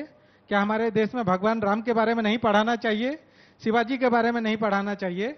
छत्रपति शिवाजी महाराज है, महाराणा प्रताप है, स्वामी विवेकानंद है, आर्यभट्ट है, चाणक्य है, चंद्रगुप्त मौर्य है, इनके विषय में पढ़ाना चाहिए, जिससे हमारे बच्चे पढ़ करके। कॉलर के पास चलते हैं कि कॉलर क्या कहना चाहते हैं। जय हिंद। हाँ जी, बोलिए। हाँ, क्या कहना है आपको? हाँ जी सर, कहना है सर, मैं जम्मू कश्मीर से बोल रहा हूँ। हाँ, मैं सरकारी स्कूल में अध्यापक हूँ। सर, शिक्षा की बदहाली का एक मुख्य कारण है शिक्षकों की अरुचि।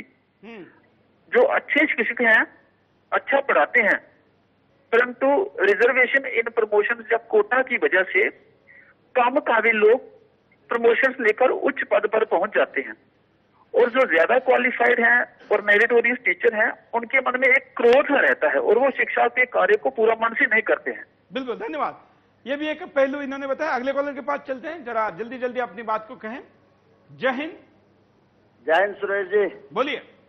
सीपी वसी सलमानगढ़ राजस्थान से बोल रहा हूँ जी। बोलिए। मेरा कहना है कि शिक्षक और गुरुदेव में फर्क है।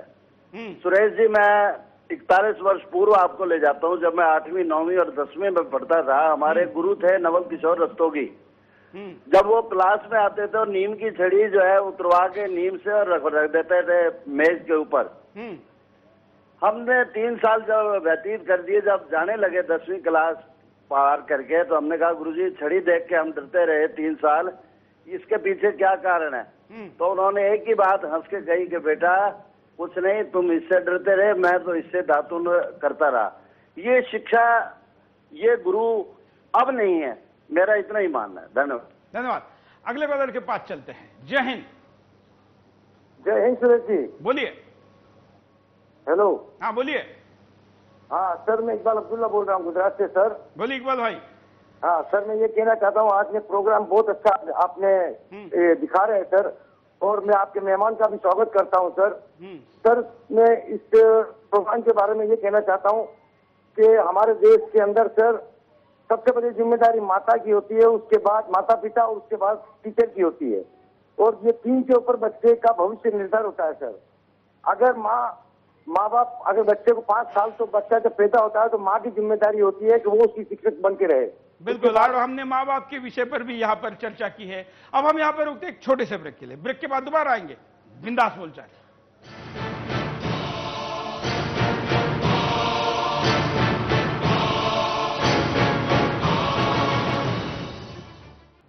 ब्रेक के बाद आपका एक बार फिर से स्वागत है। आप देख रहे हैं बिंदास बोल, और बिंदास में हम आपके सामने मुद्दा लेकर आए कि शिक्षा की बदहाली आखिर क्यों है, क्यों हमारा ये देश अब शिक्षा में इतना नीचे गिर गया है कि 200 विश्वविद्यालयों में हमारा नंबर नहीं लगता। जहां के विश्वविद्यालय में एडमिशन पाना कभी गौरव की बात होती थी, वहां पर विदेशी विश्वविद्यालय आके विद्यालय खोल रहे हैं और ऐसे ऐसे कोर्सेस ला रहे हैं। अगर आपको पता होगा कुछ ऑस्ट्रेलियन यूनिवर्सिटी जहां पर आई है जो सेविंग कैसे करनी है इसका डिप्लोमा दे रही है, सेविंग कैसे करनी है इसका डिप्लोमा दे रही है। मतलब इस हिंदुस्तान को आप बाहर से आके कोई ये पढ़ाएगा कि सेविंग कैसे की जा सकती है। ये और भी इतने जिसका नाम लेंगे को आप हंसेंगे। कुत्तों को घर में कैसे पाला जाए इसका डिप्लोमा देने वाले कोर्सेस आए हैं। माँ बाप को ना पालने वाले लोगों को पढ़ाने के संस्कार नहीं और कुत्तों को पढ़ाने के लिए डिप्लोमा के कोर्सेस आ रहे। तमाम ऐसे विषय हैं, बस उसमें एडमिशन भरो और दुकान को चलाते रहो, इस प्रकार का भाव है। अब हम कार्यक्रम के अंतिम छोर के ऊपर जा रहे हैं। ऐसे में हम महाविद्यालयीन क्षेत्र की तरफ भी जरा रुख करेंगे। हमारे साथ यूनिवर्सिटी से प्रोफेसर साहब भी जुड़े हुए हैं। अब हम प्राथमिक पर तो बहुत चर्चा हुई, लेकिन हम थोड़ी अब उच्च शिक्षा पे बात करते हैं। तो उच्च शिक्षा में क्या स्थिति है? मुझे ये लगता है कि सारा जो फोकस है अभी तक टीचर और उसके पेरेंट्स तक सीमित रहा है। फोकस शिक्षा के एडमिनिस्ट्रेशन की तरफ बिल्कुल नहीं गया है। शिक्षा का जो प्रशासन है, जो हेडमास्टर है, जो प्रिंसिपल है कॉलेज का है या यूनिवर्सिटी का वाइस चांसलर है, उसकी तरफ वो कितना इफेक्टिव है, ये सारी कमियां इस देश में हैं।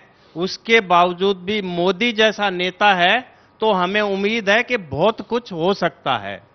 ऐसा ही शिक्षा में अगर घर का हेड या स्कूल का हेड या कॉलेज का हेड या यूनिवर्सिटी का हेड उसकी एजुकेशन, उसका कैलिबर, उसकी क्षमता, उसकी कंसेप्चुअल स्किल्स, उसकी इंटरपर्सनल स्किल्स, इन सब चीजों की तरफ ध्यान देकर यदि उसको ठीक तरह से अपॉइंट कर दिया जाए तो वो पूरी टीम को, 50 लोगों की टीम है तो उसको, 200 लोगों की है तो उसको, और दिल्ली यूनिवर्सिटी जैसे 10,000 टीचर्स की टीम है तो उसको वो मोटिवेट कर सकता है, वो उनको डायरेक्शन दे सकता है।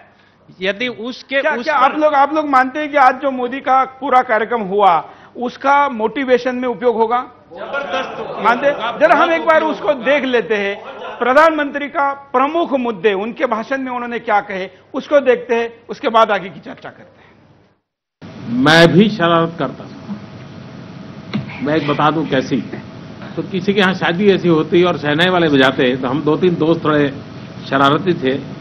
हम क्या करते थे, वो शहनाई बजाता है तो हम इमली लेकर के वहां जाते थे और वो जब बजाते थे तो इमली दिखाते थे। पता है इमली दिखाने से क्या होता है? क्या होता है? आप मन में कल्पना कीजिए इमली की, क्या होता है? अभी आता है ना? तो बजा नहीं पाता था। जैसे मां अपने घर में 3 बच्चे हो, कम अधिक ताकत वाले हो, लेकिन मां के लिए तीनों बच्चे बराबर होते हैं। टीचर के लिए भी कोई आगे, कोई पीछे, कोई ऊपर, कोई नीचे नहीं होता। सबके सब अपने होते हैं। हर एक के गुणों को जानना चाहिए। अगर मैं टीचर होता तो मैं कोई डिस्क्रिमिनेशन के पक्ष का नहीं होता। कोई प्यारा, कोई कम प्यारा, ऐसा नहीं हो सकता। सबके सब अपने होने चाहिए। देखिए, मैं टास्क मास्टर तो हूं। मैं काम खुद भी बहुत करता हूं और काम खूब लेता भी हूं और समय पे काम हो इसका आग्रही भी। और शायद मैं इतना डिसिप्लिन न होता और मैंने शायद खुद से भी इतना ही काम लिया है। ऐसा नहीं कि मैं अपने लिए तो सब रिलैक्सेशन रखता हूं और औरों के लिए सारे बंधन डालता हूं, ऐसा नहीं है। बाकी तो मैं नहीं जानता हूं। अगर तुम्हारी स्कूल के जो हेडमास्टर हैं वो अच्छे हैं और मुझे उस रूप में देखती हो, I am thank you for you. कुछ करने के सपने देखें और थोड़ा बहुत भी कर लें तो जीवन को इतना संतोष मिलता है, इतनी प्रेरणा मिलती है, इतना आनंद मिलता है और अधिक कुछ करने की ताकत भी मिलती है। और इसलिए मेरा आग्रह रहेगा सभी बाल मित्रों से, करने के सपने जरूर देखिए कि मैं इतना कर लूंगा, मैं ये कर लूंगा, मैं ये कर लूंगा। करते करते कुछ बन गए तो बन गए, नहीं बने तो नहीं बने। करने का आनंद बहुत रहेगा और इसलिए मेरे जीवन में ये बात बहुत काम आई है। दुनिया में किसी भी बड़े व्यक्ति को पूछिए, उसके जीवन की सफलता के संबंध में दो बातें वो अवश्य बताएगा। एक कहेगा मेरी मां का योगदान है, दूसरा मेरे शिक्षक का योगदान है। करीब करीब सभी महापुरुषों के जीवन में ये बात हमें सुनने को मिलती है। लेकिन यही बात हम जहां हैं वहां हम एक सजगता पूर्वक उसको जीने का प्रयास करते हैं क्या? सारे दुनिया में अच्छे टीचरों की बहुत बड़ी मांग, अच्छे टीचर मिल नहीं रहे हैं। भारत युवा देश है, क्या भारत ये सपना नहीं दे सकता? हमारे देश से बहुत ही उत्तम प्रकार के टीचर अफोर्ड करेंगे, और आज जो बालक है उसके मन में इच्छा नहीं जगा सकते कि हां मैं भी एक अच्छा टीचर बन के देश और समाज के लिए काम आऊंगा। मुख्यमंत्री के कार्य में और प्रधानमंत्री के कार्य में विषय वस्तु बदलते होंगे, दायरा बदलता होगा, जिम्मेवारियां जरा ज्यादा बढ़ती होगी, लेकिन व्यक्ति के जीवन में कोई ज्यादा फर्क नहीं आता है। मुख्यमंत्री कार्य का अनुभव होने के कारण इस दायित्व को संभालने में, समझने में और अफसरों के साथ काम लेने में मुझे कोई ज्यादा दिक्कत नहीं आई। बहुत सरलता से मैं इसको कर पाया। हर काम गूगल गुरु करता है। कोई भी सवाल है गूगल गुरु के पास चले जाओ, इन्फॉर्मेशन तो मिल जाती है, ज्ञान नहीं मिलता है, जानकारी नहीं मिलती है। और इसलिए हम सब उस दिशा में प्रयास करें। आप में से कितने बालक हैं जिनको दिन में 4 बार भरपूर पसीना निकलता है शरीर में से? कितने हैं? नहीं है ना? देखिए, जीवन में खेलकूद नहीं है तो जीवन खिलता नहीं है। ये उम्र ऐसी है, इतना दौड़ना चाहिए, इतनी मस्ती करनी चाहिए, इतना समय निकालना चाहिए, शरीर में कम से कम 4 बार पसीना निकलना है। हम जिन बालकों के साथ जी रहे हैं, जो कि आज टेक्नोलॉजी के युग में पल रहा है, बढ़ रहा है, उसे वंचित न रखें। अगर हम उससे वंचित रखेंगे तो ये बहुत बड़ा क्राइम होगा, इससे सोशल क्राइम। हमारी कोशिश होनी चाहिए कि आधुनिक विज्ञान टेक्नोलॉजी से हमारे बालक जुड़े, वो विश्व को उस रूप में जानने के लिए उसको अवसर मिलना चाहिए। ये हमारी कोशिश रहनी चाहिए।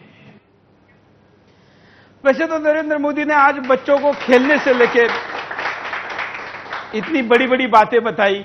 क्या आज खेलने के विषय में भी माँ बाप टाइम दे पाते हैं बच्चों को? बल्कि वो उसको टीचर, पढ़ाई और होमवर्क और इन सब चीजों में दबाए रखते हैं, जबकि खेल कितना आवश्यक है। देश का प्रधानमंत्री बता रहा है कि पसीना निकलना चाहिए, श्रम करने की और शारीरिक दृष्टया खेलने के लिए बच्चों को प्रोत्साहित करना चाहिए। क्या ऐसा होता है? दोनों चीजें हैं। बच्चों को हम लोग ये भी कहते हैं कि उनका जो शारीरिक एक्सरसाइज है वो भी होनी जरूरी है। वो स्कूल में करवाई भी जाती है। पीटी पीरियड इसीलिए होते हैं, फिजिकल एजुकेशन स्कूल में। हफ्ते में कितने दिन होते हैं? हफ्ते में 2 दिन तो जरूर होते हैं। कंप्यूटर फिजिकल एजुकेशन भी 2 दिन जरूर होते हैं। मार्च परेड भी करवाई जाती है स्कूल में। लेकिन जितना पहले खेला जाता था, शायद जो मैं 41-42 के रेंज में हूँ, हम लोग तो पूरा संडे बाहर खेलते थे और स्कूल से आने के बाद भी आधा दिन खेलने में बदलाव आया है। इसीलिए कबड्डी सुनिए, कबड्डी आपने देखा होगा, अभी चैनल पे दिखाया गया है, सोनी चैनल पे। कबड्डी को दोबारा से हम लोग प्रोत्साहित कर रहे हैं। कबड्डी जो बिल्कुल बंद हो गया था, वो तो अमिताभ बच्चन के बहू ने उसकी टीम ले ली। हम हमेशा हम हमेशा यही होते रहते हैं। प्रधानमंत्री के भाषण के एंगल की तरफ चलते हैं कि क्या हमें बिल्कुल, हम दूसरे की गलती दिखाते हैं। हाँ, कुछ बहुत महत्वपूर्ण मुद्दा माननीय प्रधानमंत्री ने उपस्थित किया है, डिस्क्रिमिनेशन अमंग द चिल्ड्रन। ये बहुत सीरियस लग रहा है। जब हमारे देश के प्रधानमंत्री इतना सोचते हैं तो इसका मतलब ये गरीब, अमीर, दलित या उच्च वर्णीय, इसका सब बारे में प्रधानमंत्री ने पूरा अभ्यास किया है। और जब हमारे प्रधानमंत्री कह रहे हैं तो इसके लिए कुछ ना कुछ देश को करना पड़ेगा शिक्षण पद्धति। उन्होंने तो सबको एक लाइन में हिंदुस्तानी कह के, बच्चे कह के पुकारा। इसमें दो बात साफ नजर आती है। एक तो भावनात्मक रूप से प्रधानमंत्री ने बच्चों को बच्चों की भाषा में सरल रूप से जोड़ने का प्रयास किया, साथ साथ उन तमाम मुद्दे जो बच्चे के सर्वांगीण विकास से जुड़े हुए हैं, ताकि ओवरऑल डेवलपमेंट हो जाए, चाहे वो खेल हो या मॉरल एजुकेशन हो या फिर बच्चे कैसे करें या डिस्क्रिमिनेशन। जैसे आज मुझे याद है एक बच्चे ने लेह से प्रश्न पूछा कि प्रधानमंत्री जी आप यह बताइए कि आप क्या कहेंगे, एक बच्चा क्लास में फर्स्ट आता है और एक एवरेज है और बहुत मेहनत करता है, तो आप किसको पसंद करेंगे? तो उन्होंने एक बहुत अच्छी कहानी सुनाई। उन्होंने कहा कि देखो, इसमें ऐसा है कि एक टीचर के नाते अगर हम देखें तो हमारा इस चीज पे विशेष फोकस होना चाहिए कि क्लास में जितने बच्चे हैं उनके अंदर की जो काबिलियत है, क्रिएटिविटी है, उसको हम निकाल सकें। यहां कोई तेज बच्चा का बात नहीं है, एवरेज बच्चों का बात नहीं है। तो कहने का मतलब यही है कि इन सबको प्रधानमंत्री के नजर से देखते हुए इससे पता चलता है कि बीजेपी के मैनिफेस्टो में जो इस बार लिखा हुआ था 5% जीडीपी को हम एजुकेशन पॉलिसी पे खर्च करेंगे, लगता है जरूर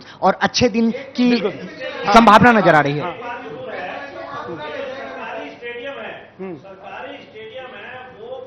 हाँ, आप कुछ कहना चाहते हैं? अभी अच्छे दिन शिक्षा के कैसे आएंगे, मैं समझता हूं इस विषय पे किसी ने नहीं बोला। मैं आप सबसे उपाय की तरफ जाएंगे। अभी हमने उपाय शुरू नहीं किया। मैं समझता हूं आज अगर जब भारत को जानना हो तो मैं कहां पे जान सकता हूं। इस दिशा में शिक्षा में अच्छे प्रयत्न करने चाहिए और भारत की सरकार ने अभी बहुत अच्छे प्रयत्न, मोदी जी ने जो स्किल्ड इंडिया का नारा दिया है। चलिए हम उपाय अभी नहीं लेते, उपाय के पहले जरा परिणाम देख लेते कि क्या परिणाम होंगे। अगर ऐसी स्थिति रही तो फिर हम उपाय की तरफ जाएंगे। शिक्षकों का अपमान। जिन बच्चों को पूर्ण शिक्षा नहीं मिलती है वे बच्चे शिक्षक और छात्र की गरिमा को भूल जाते हैं, जिसका परिणाम ये होता है कि बच्चे अपने शिक्षक का जमकर उपहास करते हैं और शिक्षक के साथ अभद्र व्यवहार करने से भी बाज नहीं आते हैं। ऐसी स्थिति में शिक्षक को अपमानित होना पड़ता है। देश का विकास रुकेगा। जब तक देश का हर बच्चा शिक्षित नहीं होगा तब तक देश का विकास संभव नहीं है। शिक्षा से वंचित व्यक्ति ये समझने में असमर्थ होता है कि जो वो काम करने जा रहा है उससे देश का विकास रुकेगा। विश्व स्तर पर देश की छवि का धूमिल होना। शिक्षा से वंचित व्यक्ति देश की छवि उछालने से बाज नहीं आता है। उसे ये पता नहीं होता कि वो जो कर रहा है उससे विश्व स्तर पर देश की छवि धूमिल होगी। आज भी भारत साक्षरता में कई देशों से पीछे है। साथ ही सरकार को भी विश्व स्तर पर इसका खामियाजा भुगतना पड़ता है। विश्व स्तर पर देश की छवि धूमिल होने के कारण सरकार को अन्य राष्ट्र के साथ संबंध स्थापित करने में कठिनाइयों का सामना करना पड़ता है। माता पिता के सम्मान में कमी। शिक्षा के अभाव में बच्चे अपने संस्कारों को भूलकर अपने ही माँ बाप का अनादर करते हैं। उन्हें ये समझ नहीं आता कि जो वो कर रहे हैं वो सही है या गलत। देर रात घर आना, माँ बाप के पूछने पर गाली गलौज करना आम हो जाता है। ऐसे बच्चों के कारण माता पिता को समाज में अपमानित होना पड़ता है। वे चाहकर भी अपने बच्चों का कुछ नहीं कर सकते हैं। आतंकवादी गतिविधियों में शामिल होना। शिक्षा से वंचित व्यक्ति देश हित में सोचना बंद कर देता है। यही वजह है कि वो दूसरों के बहकावे में आ जाता है। उसे सही गलत की समझ नहीं रहती है और चंद पैसों की लालच में वो कुछ भी करने के लिए राजी हो जाता है। उसे ये समझ नहीं होती कि वो कहाँ है और वो कब आतंकी संगठनों में शामिल हो जाता है। उसे भनक भी नहीं लगती है। उसके बाद वो अपने ही देश के खिलाफ आतंकी गतिविधियों को अंजाम देने लगता है। ऐसे लोगों का शिक्षा से दूर दूर तक वास्ता नहीं होता है। रेप की घटनाओं में वृद्धि। दिन प्रतिदिन देश में रेप जैसी घटनाएं बढ़ती जा रही हैं। शिक्षा से वंचित व्यक्ति किसी जानवर से कम नहीं होता है। उसे पता नहीं होता कि वो क्या करने जा रहा है। वो नशे में धुत होकर किसी भी माँ बहन के इज्जत से खेलने के लिए तैयार हो जाते हैं। इतना ही नहीं, नाबालिगों की तादाद भी इस दिशा में कम नहीं है। यही कारण है कि रेप जैसी घटनाओं में दिन प्रतिदिन वृद्धि होती जा रही है।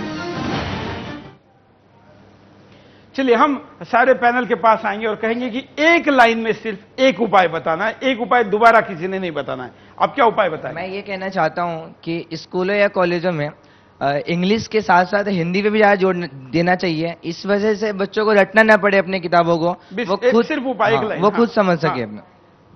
मेरी राय है कि विद्या मनुष्य को इंसान बनाती है, ना कि पशु। इंसान यदि उपाय यह है कि इंसान को चाहिए कि विद्या ग्रहण करके और देश की सेवा करे, ना कि पशु बने। कम्युनिकेशन बेटर होना चाहिए टीचर्स और स्टूडेंट के बीच। शिक्षा ऐसी हो जो जीवन के लिए उपयोगी हो और भारत की सभ्यता, संस्कृति और परंपरा के बारे में पता चले। टीचर और स्टूडेंट के बीच में इंटरेक्शन बढ़ना चाहिए सबसे। डबल बात नहीं कहें। हाँ, शिक्षा घर से शुरू होनी चाहिए, स्कूल तक पहुंचनी चाहिए और सरकार से उतरनी चाहिए। सेल्फ डिफेंस ट्रेनिंग ये लड़के लड़कियों को दोनों को दी जानी चाहिए स्कूलों में, और मोदी जी ने जैसे कहा तो लड़कों को खासकर शिक्षा इस विषय में। शिक्षा जीवन उपयोगी हो और उसके साथ साथ जो शिक्षा का जो व्यवसायीकरण है उसको अगर क्या नाम मोदी सरकार उसका सरकारीकरण कर दे तो बहुत अच्छा है। एक तो नो डिटेंशन पॉलिसी को खत्म कर दिया जाए ताकि एजुकेशन की क्वालिटी में सुधार हो। दूसरा, सरकारी जो स्टेडियम जितने भी बनाए हुए हैं स्पोर्ट्स में, दिल्ली जैसे शहरों में स्पोर्ट्स की और लैंड की कमी है, और सरकारी स्टेडियम को बच्चों के लिए खोल दिया जाए, सबके लिए खोला गया। हाँ, सरकार शिक्षा को प्राथमिकता के तौर पर ले और वार लेवल पे इसमें 5 साल में काम करे। ठीक। शिक्षा नीति में वैल्यू बेस्ड एजुकेशन को प्रमोट करना चाहिए। शिक्षा में शिक्षा को प्राथमिकता देनी चाहिए और स्टेट की और सेंट्रल की एक ही पॉलिसी होनी चाहिए। शिक्षा में गरीबी और अमीरी को अलग को दूर करना चाहिए। मैं चाहती हूँ कि टीचर्स जजमेंटल ना हो। कभी कभी वो जजमेंटल हो जाते हैं, एक ही बच्चे पे ध्यान देते हैं, ऐसे उनका दूसरे बच्चों पे ध्यान नहीं जाता है। ठीक है, बोल तो दो। Happy teachers day. मैं इतना कहना चाहूंगी कि हर शिक्षक को स्वयं की जिम्मेदारी समझनी चाहिए। हर उस्ताद को, टीचर को जो है बराबरी का दर्जा देना चाहिए स्टूडेंट्स में। प्राइमरी एजुकेशन में रिफॉर्म की जरूरत है, उसको बदलने की जरूरत है, रिफॉर्म करना चाहिए। जो पुराने कानून है 1986 का नेशनल एजुकेशन पॉलिसी, उसमें बदलाव हो, नया एजुकेशन पॉलिसी आए, उससे सारे जो चीजें तमाम सवाल का जवाब आ जाएगा। पूरे राज्यों में और देश में एक शिक्षण पद्धति हो, समान सुविधा सभी विद्यार्थियों को मिले और शिक्षण का हक सबको मिलना चाहिए। जैसा मैं बोल रहा था वेदों के साथ, जैसा नरेंद्र भाई मोदी जी ने पोस्ट प्रधानमंत्री बनने के बाद एक ही पहले हफ्ते में ये getting back on the track, ये जो बुक IITians का जो प्लान को रिलीज करके बोला था, मेरा एक ही अनुरोध है कि इसको आने वाला 3-4 साल में लागू किया जाए, सब कुछ समाधान हो जाएगा। पंडित दीनदयाल उपाध्याय जी ने इंटीग्रल ह्यूमनिज्म की बात की है। उसमें उनका कहना है कि शरीर, मन, बुद्धि, आत्मा, सारी चीजों का विकास जब तक शिक्षा नहीं कर पाएगी तब तक समाज को वो विद्यार्थी सिटीजन बन के सब कुछ नहीं दे पाएगा। इसलिए ऐसी शिक्षा हो जिसमें संस्कार भी हो, जिसमें मन का, बुद्धि का, आत्मा का, सबका विकास होता हो, ऐसी शिक्षा की आवश्यकता है। बिल्कुल। हमारे साथ विद्यार्थिनी है, ये इनके लिए या हम सब के लिए वैसे हम चर्चा करें, लेकिन इनको जो कि आज का विद्यार्थी है, कल का जो नागरिक है, आप क्या अपेक्षा रखती है? पूरे हिंदुस्तान आज आपको देख रहा है, देश विदेश के लोग देख रहे हैं, यहाँ भी सब लोग बैठे हुए हैं, इनको आप बताइए कि आपको क्या अपेक्षा है इन सब से? अभी हमारे जो देश की स्थिति है, अभी हमारे देश में एजुकेशन अच्छी है, पर आज भी कुछ ऐसे जगह है जहाँ पे अभी भी बच्चों के पास एजुकेशन नहीं पहुँच पा रही है। तो मैं चाहती हूँ कि हर एक बच्चे के पास एजुकेशन पहुँचे, क्योंकि जो बच्चे हैं कल वो फ्यूचर में हमारी इंडिया का ही बेटरमेंट के लिए वो बनेंगे। और मैं चाहती हूँ कि अभी लड़कियों के लिए कई लोग होते हैं, वो सोचते हैं कि जब लड़कियां पैदा होती है तो वो उन पे बर्डन है, वो उनको स्कूल नहीं भेजते हैं कि लड़कियां स्कूल जाके क्या करेगी। ये गलत सोच है। लड़कियां आजकल क्या कुछ नहीं कर रही हैं। लड़कियां टीचर है, लड़कियां पायलट है, लड़कियां डॉक्टर है। तो मैं चाहती हूँ कि हर एक लड़की, हर एक लड़की स्कूल जाए, स्कूल से कुछ सीखे, ताकि वो इंडिया की बेटरमेंट के लिए बहुत कुछ करे। तो इंडिया के लिए बेटरमेंट की जो है वो और आपने महिला का विषय छेड़ा, लड़कियों का विषय छेड़ा। यही वो देश है जिस देश में प्रधानमंत्री, राष्ट्रपति महिला हो चुकी है और कई हजार सालों में कई रानियां इस देश ने दी है। अभी जो लोकतंत्र की बात करते या महिलाओं के बराबरी के हक की बात करने वाले देशों में अभी भी प्रधानमंत्री, राष्ट्रपति महिला न बनने वाली की तादाद 150 से ज्यादा देश है जहां पर नहीं बने हैं। हमारा ये देश है जहां पर लाखों सालों की हमारी सभ्यता ने कई ऐसे हजारों रानियों को, हमारे प्रशासकों को हम तक पहुंचाया है, जिन्होंने महिला के चरित्र को और ज्यादा चित्र को हमारे सामने लाया है। आज के इस पूरे 2 घंटे के विशेष बिंदास बोल में हमने प्रयास किया कि हम ज्यादातर विषयों को छू ले, लेकिन मुझे पता है कि यह विषय सागर जैसा बड़ा है, इसलिए हम सब कुछ तो नहीं कर पाए, लेकिन ज्यादातर विषयों को छूने का हमने प्रयास किया है। आज के इस दिन के बहाने हमने जो ये विषय शुरू किया है, ये यहीं पर ना रुककर आगे चलता रहे और ये चलते चलते वहां तक पहुंचे जहां पर हिंदुस्तान को पहुंचना है, और वो पहुंचने का स्थान है विश्व गुरु का। वहां तक पहुंचने के लिए हम सब लोग निश्चित तौर पर कुछ ना कुछ करेंगे। इसी के साथ आज के लिए जय हिंद।